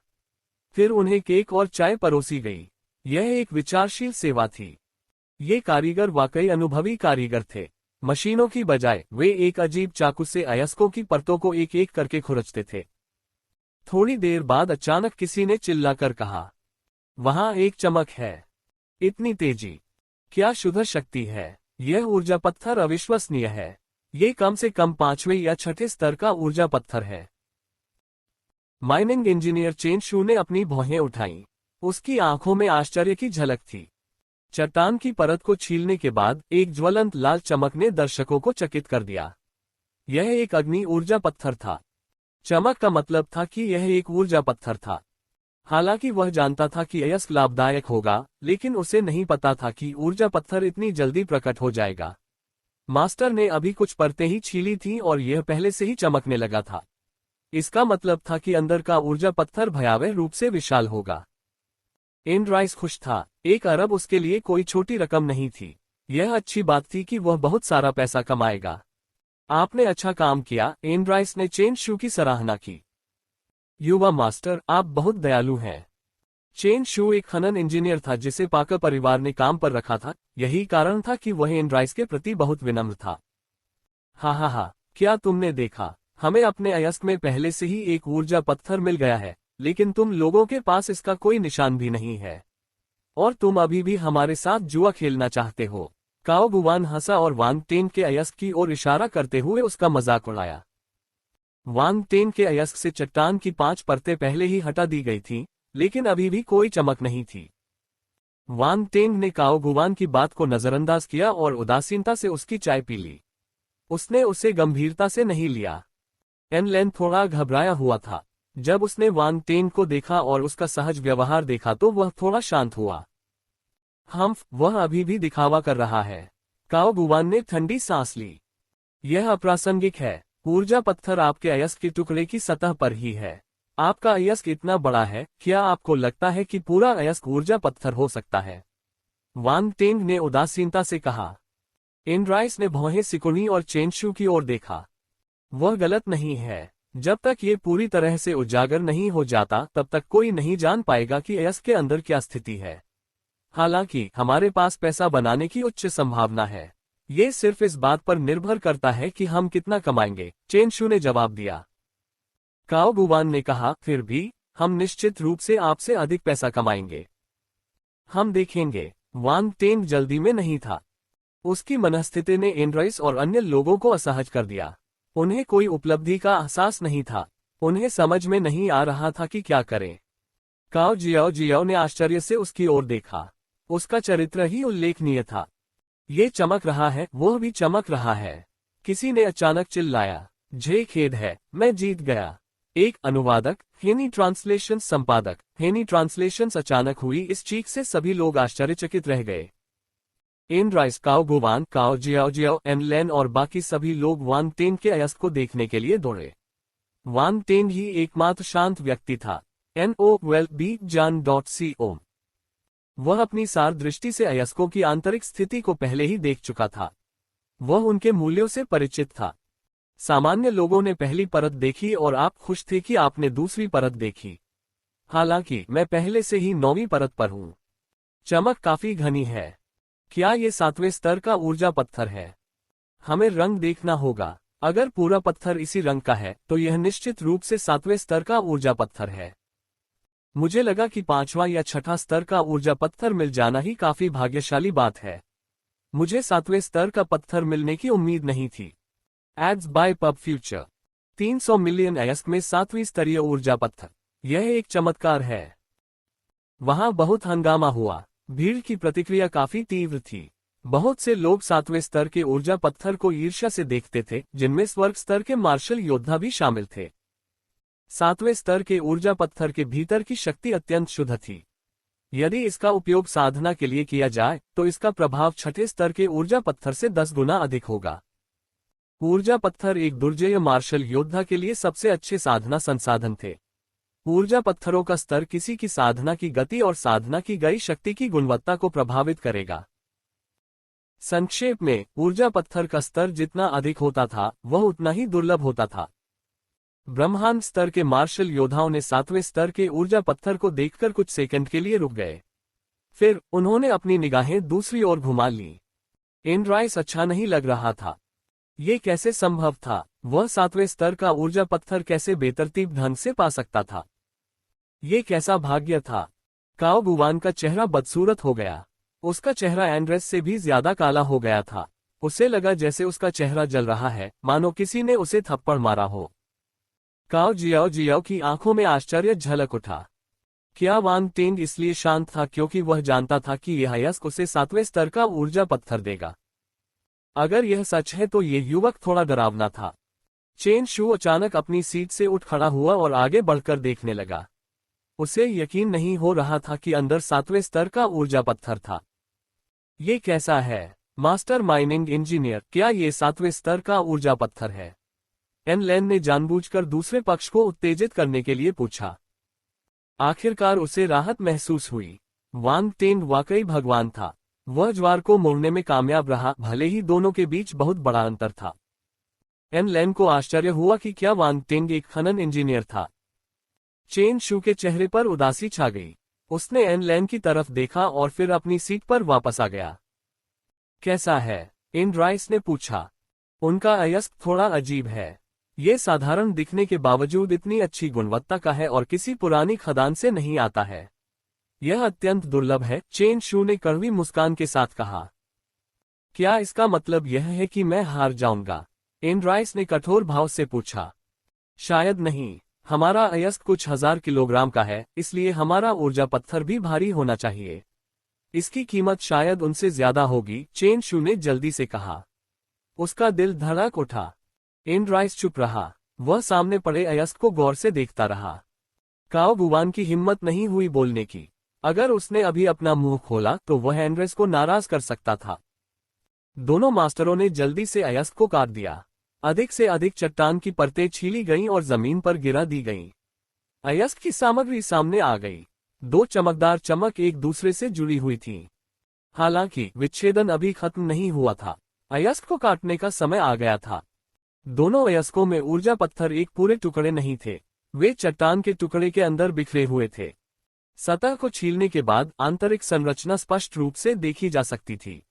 अब अयस्क को काटने का समय आ गया था। स्वामी ने अपनी ब्लेड उठाए और विशाल अयस्कों को छोटे छोटे टुकड़ों में काट दिया। वाह, इस 1000 किलोग्राम अयस्क का दिल पत्थर से बना है। बीच में कोई ऊर्जा पत्थर नहीं है। हर कोई अचंभित था। उन्होंने जल्दी से उस अयस्क को देखा जिसे वान टेंग ने चुना था। छोटा अयस्क हल्का होता है लेकिन अंदर के ऊर्जा पत्थर सघन होते हैं। बीच में केवल कुछ खाली स्थान होते हैं। ये वास्तव में 7वें स्तर का ऊर्जा पत्थर है। इसका केवल एक छोटा सा हिस्सा 6ठे स्तर का है। ये युवक भाग्यशाली है। उसने एक बेतरतीब ढंग से चुने गए टुकड़े से इतना कुछ कमा लिया। भाग्यशाली? मुझे नहीं लगता। अगर वह कुछ देख नहीं सकता था तो वही यह अयस्क क्यों उठाएगा? हर कोई वान टेंग को अलग नजरिए से देख रहा था। उन्हें नहीं पता था कि उसने अयस्क को बेतरतीब ढंग से चुना था या नहीं, लेकिन हर कोई इतना महंगा अयस्क नहीं पा सकता। कोई भी यह विश्वास नहीं करेगा कि वान टेंग को कुछ भी पता नहीं था। एंड्राइस का चेहरा घिनौना हो गया। नतीजा साफ था। हर कोई बता सकता था कि वान टेंग के अयस्क की कीमत उसके अयस्क से ज्यादा थी। काओ गुवान और चेन शू चुप रहे। किसी ने भी बोलने की हिम्मत नहीं की और एंड्राइस को नाराज कर दिया। हा, ये बहुत बड़ी जीत है। इस बार हम कुछ बिलियन कमा पाएंगे। एक पल की लापरवाही के बाद एनलेन जोर से हंस पड़ा। उसकी आंखें लगभग मणि की तरह चमक उठी। मिस्टर, क्या आप ये 7वें स्तर का ऊर्जा पत्थर बेच रहे हैं? मैं 5 अरब GQC देने को तैयार हूं। एक स्वर्ग स्तर का मार्शल योद्धा आगे बढ़ा और पूछा। मैं 5.5 बिलियन देने को तैयार हूं। कृपया इसे मुझे बेच दें। एक और स्वर्ग मंच मार्शल योद्धा आगे बढ़ा और बोली बढ़ा दी। क्या आपको लगता है कि श्री वान टेंग को बाजार मूल्य का पता नहीं है? क्या आप 5 बिलियन में 7वें स्तर का ऊर्जा पत्थर खरीदने की कोशिश कर रहे हैं? मैं 8 बिलियन का भुगतान करने को तैयार हूं और श्री वान टेंग के साथ दोस्ती करना चाहती हूं। एक लाल बालों वाली स्वर्ग मंच वाली महिला ने मुस्कुराते हुए वान टेंग से कहा। खेद है, मैं जीत गया। 2 अनुवादक, हेनी ट्रांसलेशन संपादक, हेनी ट्रांसलेशंस। दोनों स्वर्ग स्तर के मार्शल योद्धा शर्मिंदा दिख रहे थे। वे एक सस्ता सौदा करना चाहते थे और इस 7वें स्तर के ऊर्जा पत्थर को कम कीमत पर खरीदना चाहते थे, लेकिन इस महिला को उनकी योजना को बिगाड़ना था। यह अच्छी कीमत है। मैं इसे तुम्हें बेच दूंगा। चलो एक दूसरे को जानते हैं। वान टेंग मुस्कुराया और सहमत हो गया। धन्यवाद श्रीमान वान टेंग, महिला ने प्रसन्नतापूर्वक उत्तर दिया। वह उम्मीद कर रही थी कि वान टेंग कीमत बढ़ा देगा, लेकिन वह उदार था और उसने सीधे उसे बेच दिया। मिस्टर वान टेंग, मेरा नाम जू लानवान है। आइए संपर्कों का आदान प्रदान करें, महिला ने सुझाव दिया। वह जानती थी कि वान टेंग केवल एक गृह स्तरीय मार्शल योद्धा था, लेकिन एनलेन उसके बगल में थी। एक स्वर्ग स्तर के मार्शल योद्धा के रूप में वह एनलेन की क्षमता को नहीं देख सकती थी, लेकिन वह महसूस कर सकती थी कि वह एक स्वर्ग स्तर का मार्शल योद्धा था। एनलेन और वान टेंग के बीच का रिश्ता अजीब था। वह वान टेंग का बड़ा नहीं था, फिर भी वह उसका अधीनस्थ भी नहीं लगता था। वे दोनों साथ मिलकर काम करते दिखते थे। Ads by pub Future. इसके अलावा वान टेंग ही कमान संभाले हुए था। यह विश्वास करना कठिन हो सकता है कि स्वर्ग स्तर का मार्शल योद्धा गृह स्तर के मार्शल योद्धा की बात सुनेगा, लेकिन ये सच था। इसलिए उसे लगा कि वान टेंग कोई साधारण युवक नहीं है। वह इस लायक था कि वह अपनी हैसियत कम करके उससे दोस्ती करे। यही कारण था कि दूसरे स्वर्ग मंच के योद्धा उसके साथ विनम्रता से पेश आते थे। स्वाभाविक रूप से वान टेंग उसे अस्वीकार नहीं करेगा। उसने सिर हिलाया और उसके साथ संपर्कों का आदान प्रदान किया। महिला ने उसे 8 बिलियन GQC का भुगतान किया और 7वें स्तर का ऊर्जा पत्थर ले लिया। सभी लोग कृपया 8 बिलियन का भुगतान करें। वान टेंग ने जू लानवान के जाने का इंतजार किया और फिर मुड़कर एंड्रेस से बात की। 1 बिलियन, 8 बिलियन। एनलेन को तब ज्यादा आत्मविश्वास महसूस हुआ जब उसने देखा कि कोई व्यक्ति 8 बिलियन में एनर्जी स्टोन खरीद रहा है। वह खुशी खुशी कीमत दोहराने लगा। एंड्राइस ने वान टेंग और एनलेन को घूरते हुए ठंडे स्वर में कहा, मुझे अपना खाता दो। मैं तुम्हें पैसे ट्रांसफर कर दूंगा। वान टेंग ने उन्हें विस्तृत जानकारी दी और 8 अरब की धनराशि शीघ्र ही हस्तांतरित कर दी गई। उसने कुछ ही सेकंड में 16 बिलियन कमा लिए। यह आश्चर्यजनक था, जैसा कि पाकर परिवार से उम्मीद थी। आप वाकई अमीर हैं। क्या हम कुछ और राउंड खेलें? वांग टेंग ने अपने खाते में शेष राशि देखी और एक बार फिर एक अमीर व्यक्ति के रूप में अपनी श्रेष्ठता महसूस की। ठीक है, चलो कुछ और राउंड खेलते हैं। ये तो बस शुरुआत है। शर्त का फल चखने के बाद एन लैन ने सहमति जताई। एनराइस गुस्से से जल रहा था। वह चाहता था कि वह उन दोनों को वहीं मार डाले। तुम तो बस किस्मत वाले हो। तुम इतना घमंड क्यों कर रहे हो? चेन शू ने वांग टेंग को घूर कर देखा और बोलते हुए दांत पीस लिए। Ads by pub Future. तो क्या हुआ अगर मैं भाग्यशाली हूं?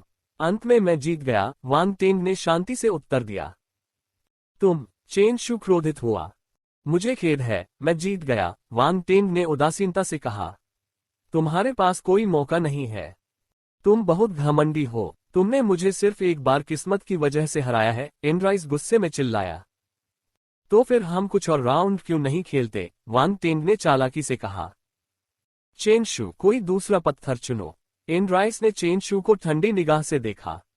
चेन शू कांप उठा। उसे पता था कि अगर वह फिर से हार गया तो वह मर जाएगा। एक उन्नत स्तर का खनन इंजीनियर पाकर के लिए कुछ भी नहीं था। उनके पास उसे चुपचाप गायब करने के कई अलग अलग तरीके थे। चेन शू को यकीन नहीं हुआ। उसने अपने दांत पीस लिए और अयस्क का एक टुकड़ा ढूंढने के लिए मुड़ा। उसने कसम खाई कि उसे इस बार वांग टेंग को रौंदकर मार डालना चाहिए। वांग टेंग को कोई जल्दी नहीं थी। वह अपनी सीट पर बैठ गया और चाय पीने लगा। वांग टेंग, हमें कौन सा चुनना चाहिए? एन लैन ने जल्दी से पूछा। चिंता मत करो, काम पूरा होने के बाद हम बेतरतीब ढंग से एक का चयन करेंगे, वांग टेंग ने शांत भाव से उत्तर दिया। फिर से यादृच्छिक रूप से चुने। एन लैन अवाक थी। आप और क्या चुनना चाहते हैं? वांग टेंग ने पूछा। कुछ नहीं, जब तक हम जीत सकते हैं हम आपके तरीके से ही काम करेंगे। एन लैन मुस्कुराया। चेन शू के लौटने से पहले उन्होंने आधे घंटे तक इंतजार किया। उसके चेहरे पर खुशी की झलक थी।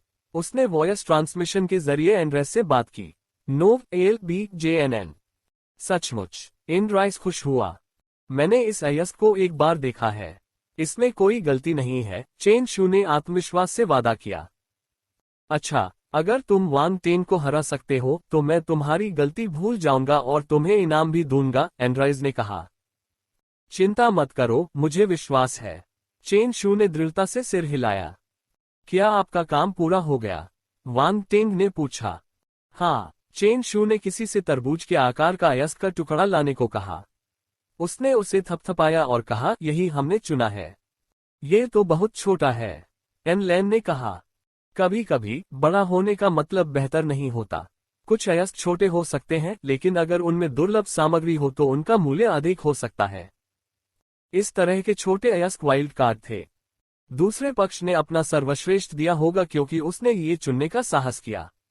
या तो ऐसा था या फिर वह बहुत आश्वस्त था। उनकी प्रतिक्रिया को देखते हुए संभवतः यही बात थी। वांग टेंग की आंखों की गहराई में एक अजीब सी चमक उभरी। अयस्क का टुकड़ा देखकर वह चौंक गया। ये है। उसने ध्यान से देखा कि कहीं उससे कोई गलती तो नहीं हो गई। फिर उसने भौहें सिकुड़ी। इस अयस्क के अंदर एक आध्यात्मिक जड़ी बूटी थी। एक कुशल खनन इंजीनियर होने के नाते वांग टेंग को इस प्रकार के अयस्क के बारे में ज्ञान था। कुछ अयस्कों में आध्यात्मिक वस्तुएं होने की बात कही गई थी। ये आध्यात्मिक वस्तुएं विभिन्न संयोगों के कारण अयस्कों में बंद थीं। कुछ मृत थीं जबकि कुछ जीवित थीं, जिनमें आध्यात्मिक जड़ी बूटियां, आध्यात्मिक कीड़े और आध्यात्मिक जानवर शामिल थे। हो सकता है कि अंदर प्राचीन जानवरों की हड्डियां या आंखें भी हों। वे अयस्कों के भीतर अनगिनत वर्षों तक जीवित रहे और दुनिया के सार को अवशोषित कर लिया। अंत में वे अविश्वसनीय प्रभावों वाले खजाने में बदल गए और उन्हें रत्नों के रूप में जाना जाता था।